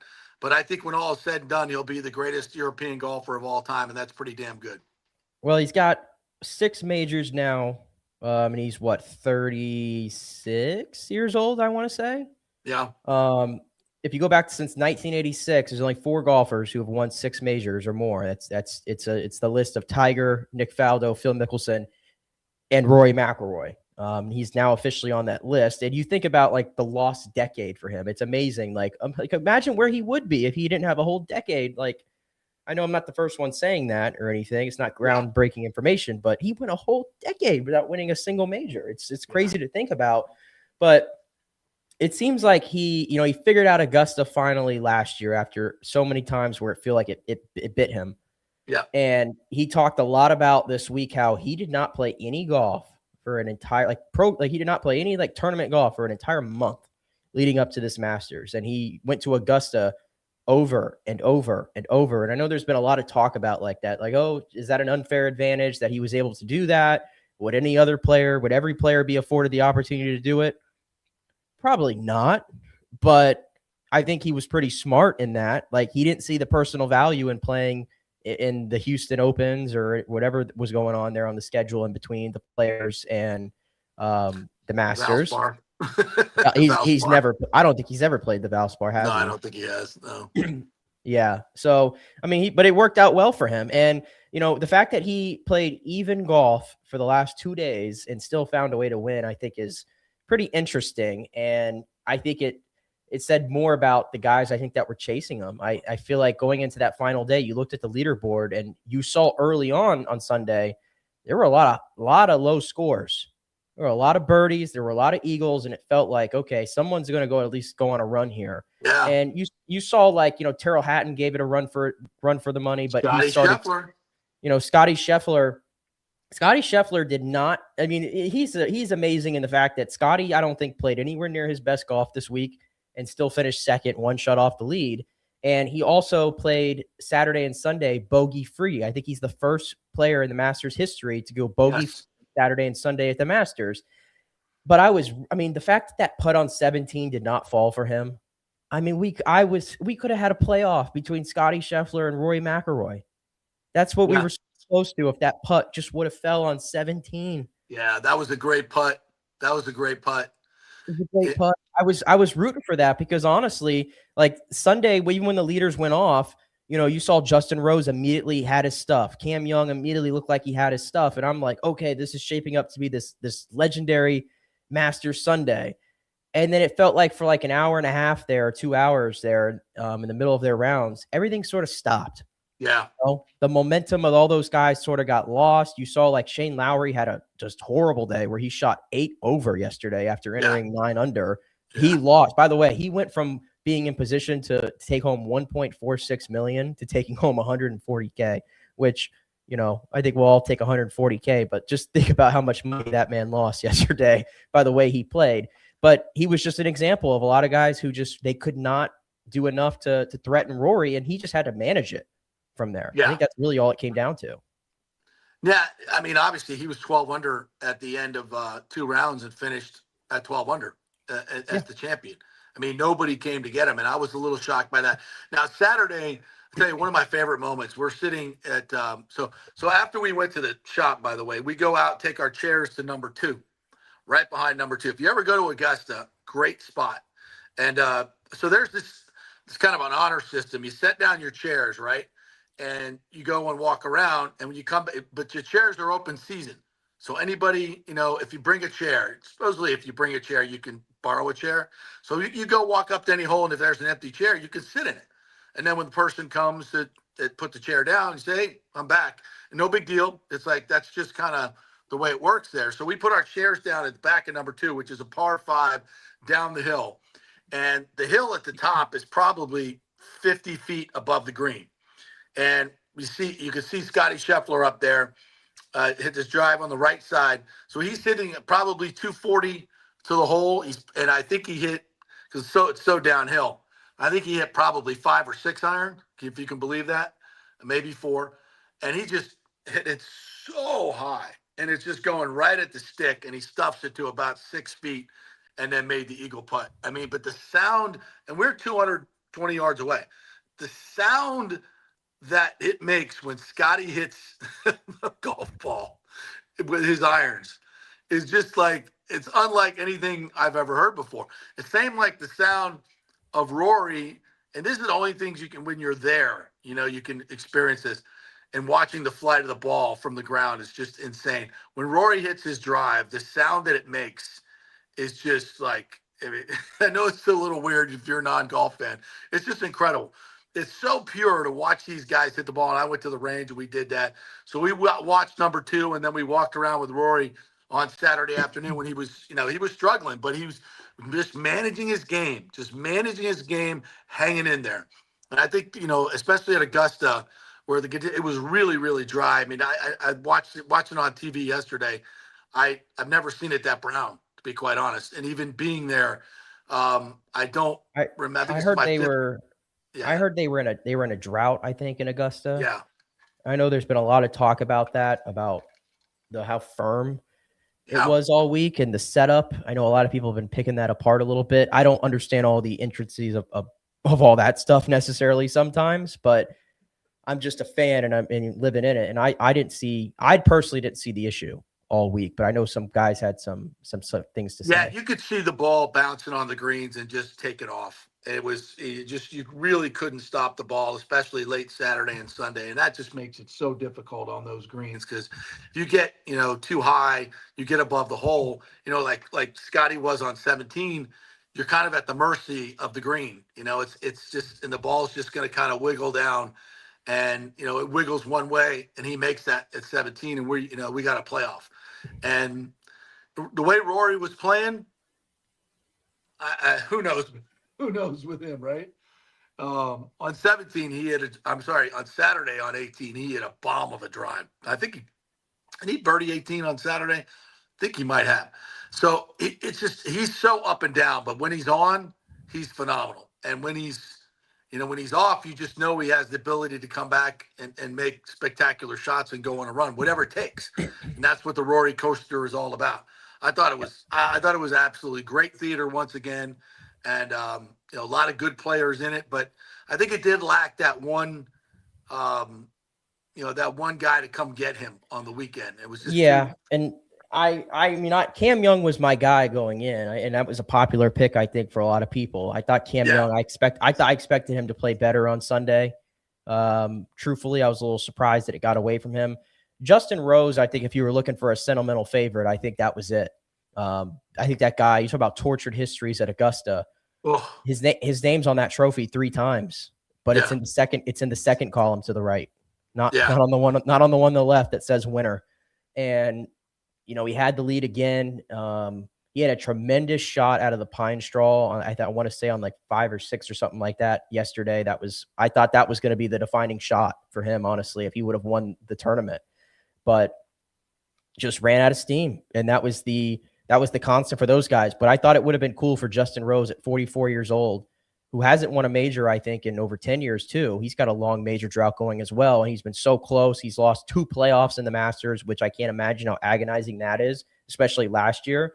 Would have been cool. And you would have gotten a nice handoff from Rory to one of his really good friends and Ryder Cup teammates and Justin Rose. I think that would have been a cool moment personally, but I'm not going to sit here and say like Rory's not a worthy winner or anything like that, because last year we were all on his side, right? We were all pushing for Rory to win, and you want to see greatness too. I think that we don't do a good enough job, I feel like, of cheering on greatness sometimes across all sports, but I think it's cool that you have a guy like Rory and Scotty Scheffler, like these 2 guys that are just going at it in all of these majors and just adding to their tally and putting themselves among the all-time greats. I think right now you can definitively say he is the greatest European golfer of all time. Yeah. And how many majors does he win? I think it's pretty doable maybe for him to get to 10 before it's all said and done. And if you get to 10, I mean, you're probably talking about Rory McIlroy in the top 8 all time. Around there, he'll probably end somewhere between 40 and 50 wins all time, which is going to put him around like the Phil Mickelson territory. I think that's where we're at with Rory McIlroy. Yeah, no, I think so. John Hill says, you put this one up. 7 wood on Saturday by Scotty on 2. Yeah, I didn't know what he hit from the top of the hill. Do you remember the yardage, John? Obviously, I wasn't watching on TV. And they don't have any electronic scoreboards out there at the Masters that show, like at the Valspar, like, second shot, 230. So you just kind of guesstimate, just knowing the course as I do. So, the sound that 7 wood made, whatever that was a phenomenal shot. James also added about Scotty, the par 5s on the back 9, mind effed him for 4 rounds to play those holes even. That was the difference. He played those par 5s and even on the second 9, James. The second 9, not the back 9. Wow. Yeah, I remember on Saturday watching Scotty butcher him. That's right. Yeah. I saw some shots. Sometimes you don't see shots. It was Hatong Lee on Saturday at 15. I think he made like a 9 or something. Maybe it was a 10. He literally sculled a shot. His second shot, he sculled into the water on 15. I saw some really, really bad shots, and that which kind of surprises you at times because these guys are so freaking good. But yeah, golf's a hard game. You know what bothered me though? It seemed like anytime these guys hit a freaking just bomb a driver like right or whatever or left, and it looks like it's going like OB or it's gonna land in the trees or these guys just always get like a nice little courtesy kick back onto the fairway. I feel like I saw that on so many occasions, and I'm just like, why don't any of us get this luck? Well, first of all, there's not a gallery out there to hit it off of. I saw Cam Young. The pin was back on 9. Oh yeah, he hit someone's chair and it bounced back onto the green. Yeah, like 20 feet back onto the green and below the hole. You don't want to be above the hole there for sure. And then Rory hit his above the hole and it like almost went into the crowd and I guess it didn't hit anybody, or somebody got out of the way, which is not cool. They don't like that when you get out of the way. They want you to hit the ball back into play if you can. But yeah, Cam's went back like 20 feet almost went back down the hill. That's how hard it hit somebody on the back there. Cause on 9, it would go straight down the hill. So this was another thing too. I noticed about the Masters, and James brought up the CBS broadcast, and he was talking about how they didn't show Scotty as much as usual. Yeah. I guess I didn't pick up on that as much, but just in general, I thought this was an off tournament for the broadcast. Very much so. Very, and everybody seemed to have the same complaints. Yesterday, correct me if I'm wrong, but they had no idea where Rory's ball was. They had no idea where his ball was. They had no idea where Cam Young's ball was. It was just like silence on the broadcast. Yeah. I mean, I can understand, like, behind it, what was going on the comms, like, it must have been like, where the fuck is Rory's ball? Did everybody fucking see Rory's ball? Because I don't think, unless I missed it, Nance never said, oh, there he is in the front bunker. Yeah, he never said it. Quiet. He was silenced. It was silent. It was close, and I guess it is. If you don't know, don't say anything. But how the hell does CBS? They got drones. They got 7,000 cameras and 15,000 spotters. How does nobody know where Rory's ball is after he hits it? And how are you not looking in the bunker? That's where he was aiming. Like, what the hell happened there? It was that. It was even the final putt for Rory to win. I mean, it might seem like a minor thing or an unimportant thing to a lot of people, but the shot that they used was behind Rory, and you don't even see the ball fall into the hole. I felt like that was a little anticlimactic. Yeah. For an already kind of anticlimactic moment as it is, because this isn't like a putt to like take over the lead to win or something like that. It was a foregone conclusion, but I thought that was an interesting camera shot choice. I just thought the whole tournament, like, you had feeds, obviously the Masters app is probably, if you just want to watch straight golf without the fluff, the Masters app is perfection. There's nothing wrong with that. But you had times where the tournament was on Amazon Prime. You had times where it was on ESPN Plus, ESPN Unlimited. Then you had times where it was on the ESPN main broadcast. And then obviously we always know the final round is going to be shown on CBS. It was just like hopping all over the place. Felt like maybe one too many commercials for my liking. I think that's a common complaint about golf broadcasts is we don't feel like they only do 4 minutes golf. They only do 4 minutes of commercials an hour for the Masters, unless they've upped that. I felt like it felt like there was more to me. I don't know, yeah, but maybe I'm just ticked off at everything that there's just too many commercials at all of my sporting events all of a sudden. Oh my God, it's ridiculous. No, it's just absolutely ridiculous. And then going back to, I guess, Wednesday for the par 3 contest, I think everybody was pretty chapped about the way ESPN, Jason Kelsey's out there doing his thing as a correspondent. And just personally, like, nothing against Jason Kelsey, but can we just say that he's a little overexposed on ESPN with the amount of things they're just throwing him onto that he has no business being involved in? I don't know whose decision that was, but I don't need Jason Kelsey or Kevin Hart or any of these other celebrities out at the par 3. I don't need that. That's for the kids.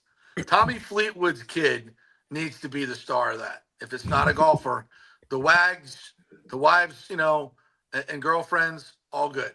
Like family, that's a family time. I don't need the celebrities. The course is the celebrity. The Masters is the celebrity. It does not need Jason Kelsey. It does not need Kevin Hart. No more of that. No more of that. Yeah, and it's a common thing with a lot of sports nowadays is, for whatever reason, it's like they never stop chasing these untapped fans that they believe that are out there. And what you end up doing is you just tick off all of the hardcores. Like, the Masters is not the sporting event to go and try to chase other people who are not watching already. The people that are watching the Masters are the hardcores of the hardcore. Sure, you're going to have the casuals. It's the Masters. Even casual golf fans are going to tune in. That's great. But they understand it's about Augusta. It's about the pageantry of that place. It's about the golf. Why we're all here. It's about hearing Jim Nance's voice announcing the broadcast. It's about the special players. And I think everybody gets that. When you start adding all these other elements in, you just turn people off and you just make people unhappy. And you just give yourself bad PR for no reason. I agree 100%.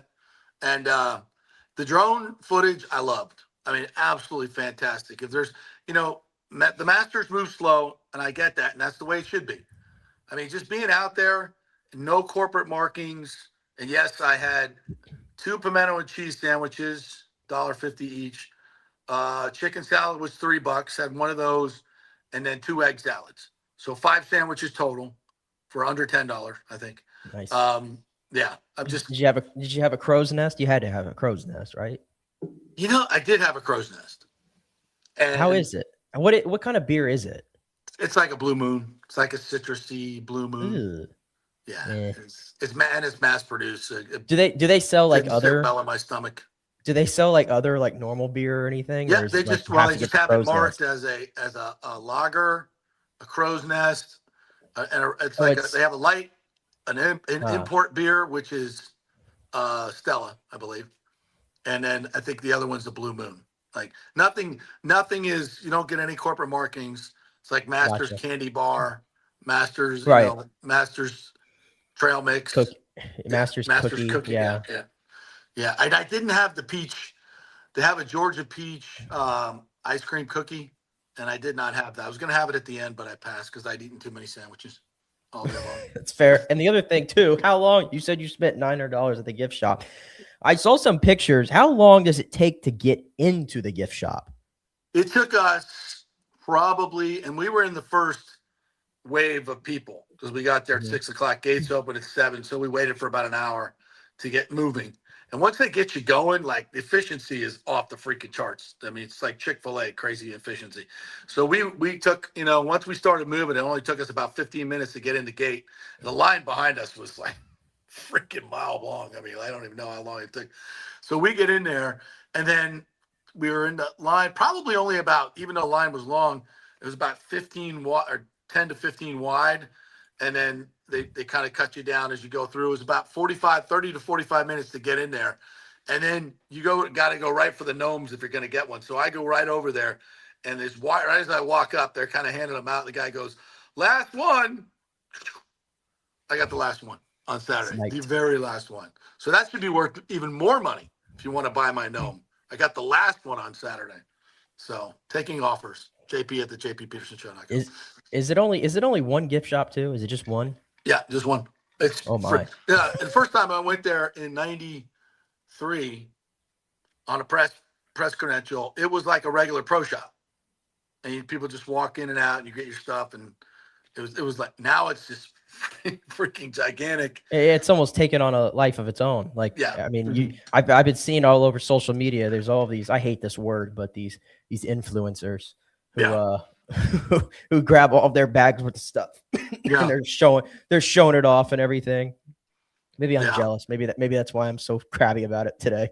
The influencers. Well, if you're lucky, you can buy a shirt off me. We'll see.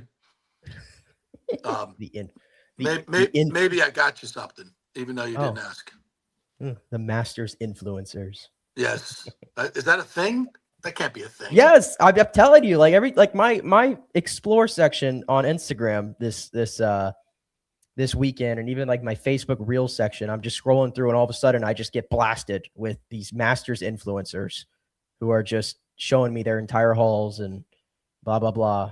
And I don't know, just seems over the top for me. Just buy your stuff and come home. Yeah, it's getting a little crazy. I will admit that. It feels like the Masters used to be reserved for golf people. And now I think it's kind of blasted outside that as kind of like if you're an influencer, you have to figure out how to be at the Masters, and then you have to figure. But listen, with no phones out there, during practice rounds, there was still no phones, but I think you could take digital cameras out there. But during play, it's still that kind of reserves it for the Masters. You still have to be on grounds to appreciate that. And everybody knows what you don't have any jerks out there for the most part. Nobody's yelling after someone hits a shot. None of that silliness, because they don't put up with that. You can't even wear your hat backwards, by the way. There was a guy that was walking in next to me who had his hat backwards, and I saw this security guy just goes, and he turned it back around. Didn't throw him out, thankfully, but did say, yeah. And no mic. I don't even think you could sit on the grass either, right? Can't sit there on the grass like at other tournaments. No, I didn't see anybody sitting or laying down on the grass. You have to have it. That's why the people bring their chairs. Yep. And again, you can you walk from hole to hole, and if you see an open seat, you can sit down. And then everybody's very polite. Like we walked up, and there were people sitting in our chairs, and we're just like, "Hey, excuse me, we're back." And they're like, "Oh, cool." And it's not a thing. It's not like, "Get out of my chair." It's just a common courtesy. It's really cool. It's a really neat way to go about it. Yeah. So all in all, incredible experience to be on the ground once again, and just it's as special of a atmosphere as you'll ever have in any sporting event. All right, let's take one more break. And when we come back, just going to want to talk a little bit about the stadium stuff. There was a lot over the weekend that we need to get to. I didn't want to bother. We had too much other good stuff to talk about. So we'll just keep this to the very end. But some important stuff we need to talk about. A quick break. Back in 3. Stay with us.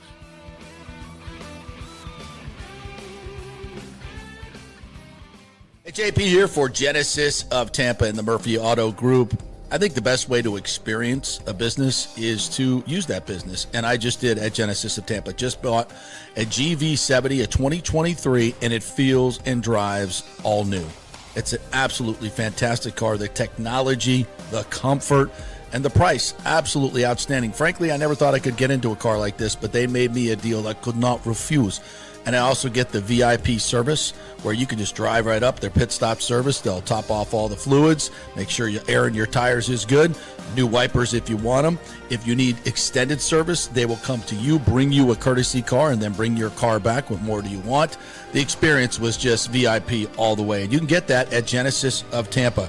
And don't forget, you can get extended warranty, which I did. So I have worry-free miles up to 100,000, and all they do is just take it in. Actually, I don't have to take it in. They come to me. It's perfect. It's Genesis of Tampa right there, 801 East Bears Avenue, right off of 275. Go see them and tell them JP sent you.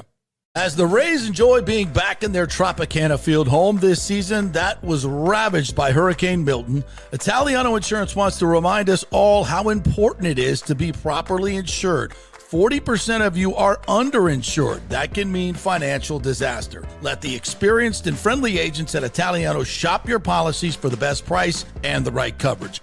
Italiano saved me over $1,000 on our auto insurance last year, over $500 on our homeowners insurance. They can do the same for you. That's a grand slam. Might as well get a double play by adding flood insurance and business insurance to your portfolio. Costs less than you think, and trust me, you do not want to risk your home or personal wealth. That's a whiff. So step up to the plate and call 813-877-7799 and chat with our all-star agents at Italiano Insurance, or call our Boca Grande office at 941-964-0400. It's Diamond Days at the Golden Diamond Source. Celebrate April's birthstone, which is diamonds, as they take center stage. Up to 20% off the diamond jewelry throughout the month of April. And don't forget, you can trade in your broken or old jewelry towards something new and beautiful. Gold prices are at a record high. Now is the best time. And by the way, they only sell natural diamonds at the Golden Diamond Source. It's real love. It should be real natural diamonds. Don't start your relationship with a fake diamond. Really, really bad idea. And for the Golden Diamond Source first-time buyers, they are going to teach you all about the 4 C's and all the different shapes and styles. They are able to show you a huge selection of inventory to choose from. And by the way, you can trust them. They've been in business for over 40 years. Don't buy something online. You have no idea what you're getting. 0% financing for up to 5 years. Make sure it's a Golden Diamond Source diamond. 3800 Ulmerton Road. Always online at goldendiamond.com.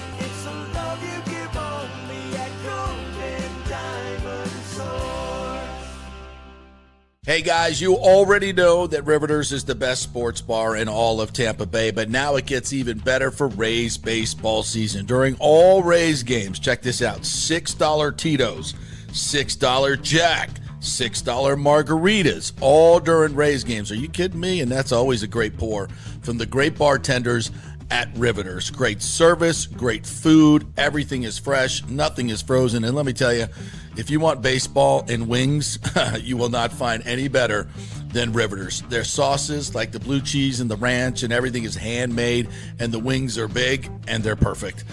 Wings, baseball, Rays, Riveters. It all comes together during baseball season. Once again, in addition to all the great food and service, you get $6 Tito's, $6 Jacks, $6 margaritas. It's time to celebrate. Baseball season is back, and celebrate at Riveters. You know where it is, right there on Dale Mabry, just north of 275, just south of the stadium. See you there at Riveters. Pitch Roofing believes giving back is part of doing business the right way. That's why they proudly offer exclusive discounts to those who gave the most to our communities, including veterans, first responders, seniors, and teachers. And for listeners of the JP Peterson Show, there's even more good news. Pitch Roofing is now offering a special discount just for fans of the show.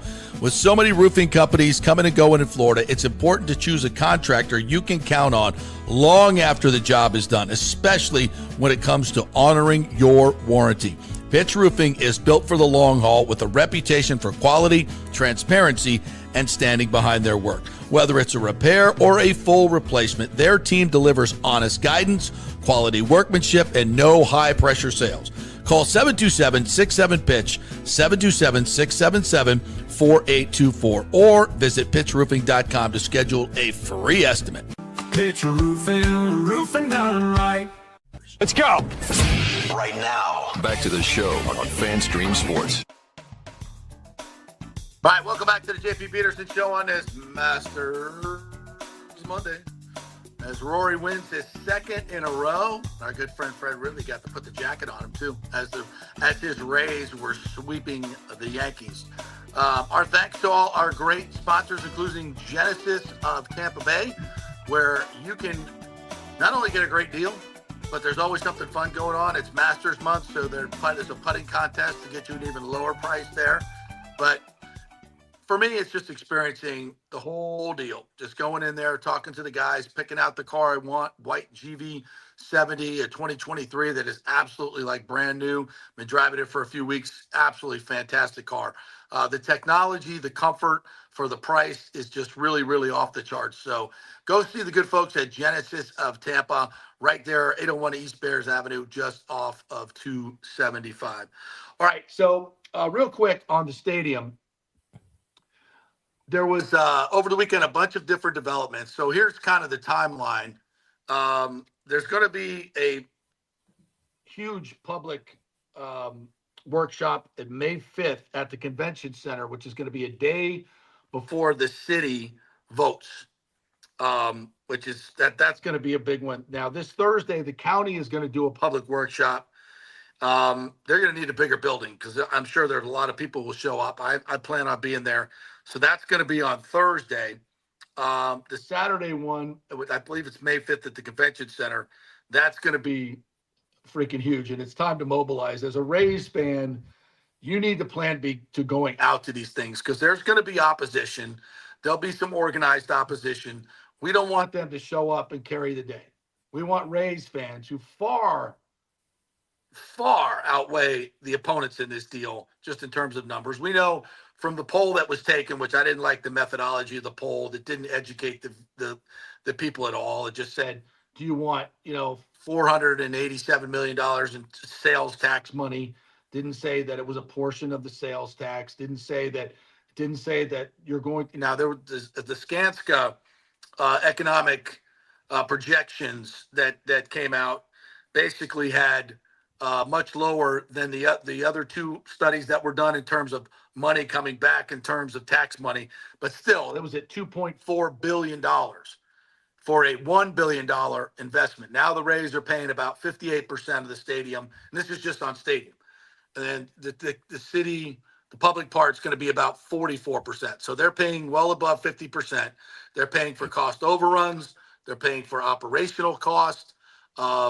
Any capital improvements they're paying for, all of these things way better than the deal we gave the Glazers on Ray J. So, and I do believe the SITS tax, from a legal opinion standpoint, is going to be able to use. I think that's the legal. I don't think they've gotten that back from the county yet. The county attorney is studying that legal question. So I believe they are going to be able to use the SITS tax, and that's appropriate, in my opinion. But the economic impact, again, invest $1 billion, get $2.4 billion back just in tax revenue. So everybody that's screaming about, we have so many other needs. Great, you're right. Guess what?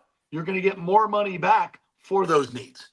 So if you want the stormwater stuff and the $1.5 billion in work that we don't have funding for currently in the budget, you got to do this project so you can get that funding, because it's an investment that will create 8 million square feet of taxable property that does not exist now and would not exist without this.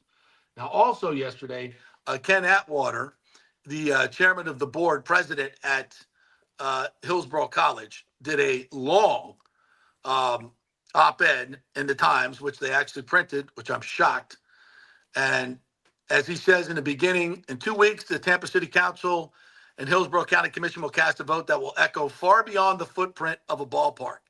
The decision will determine whether our region expands opportunity for students, strengthens its workforce, and invests in a future built on learning and access. The leaders of Hillsborough College, the hometown college of more than 46,000 students, urge you to support the Tampa Bay Rays ballpark project for our students' education and Tampa Bay's long-term prosperity. He goes on to detail how the job opportunities, the construction of the new campus, which they can't get the money right now to do the work they need to rehab all these old buildings. This gives them the funding for a new campus. And the state would not be giving that funding without the Rays ballpark producing all this taxable real estate that they're going to get back, just like happened in Cobb County.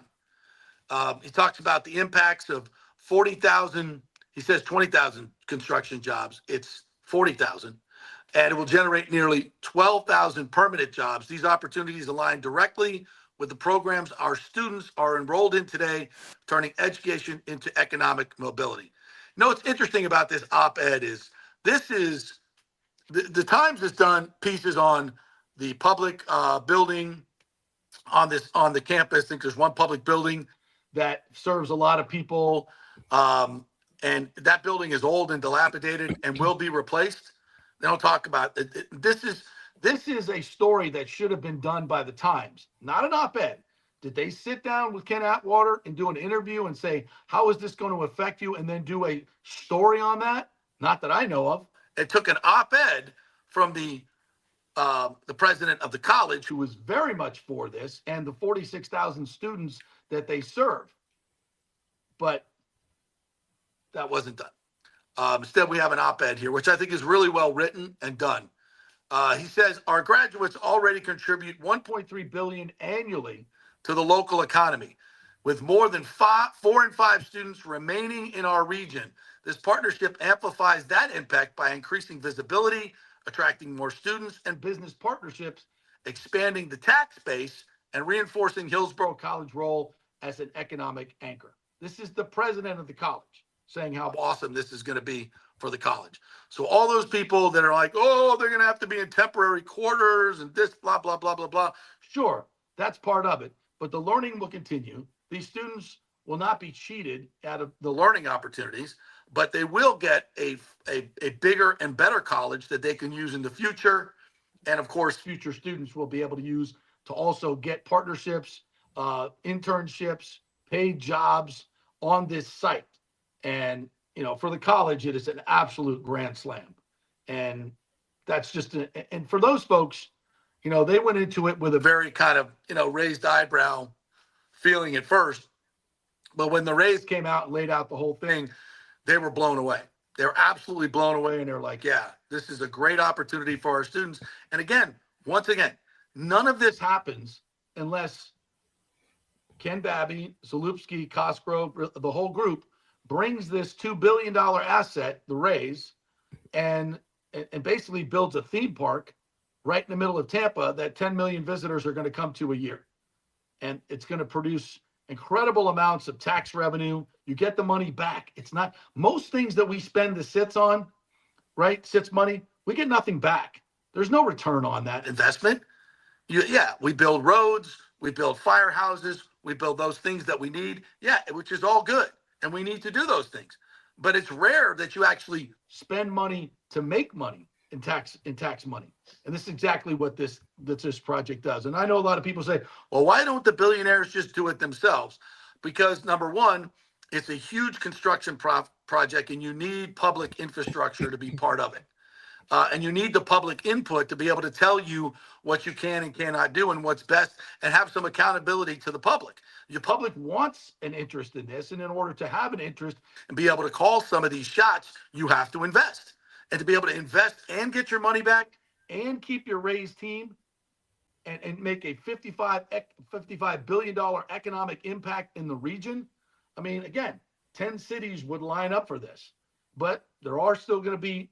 And by the way, if we don't do it, they can go to any other city in America and get more than $1 billion.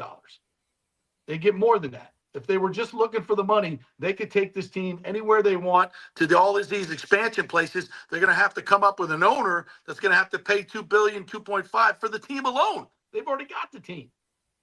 So whoever that owner would be, he's got to pay for that and then pay for the stadium. So we don't have to do that. The owners have already invested into the team. We have the team. Now we just need $1 billion. What is a $5 billion proposition anywhere else is just $1 billion in terms of a cost for us.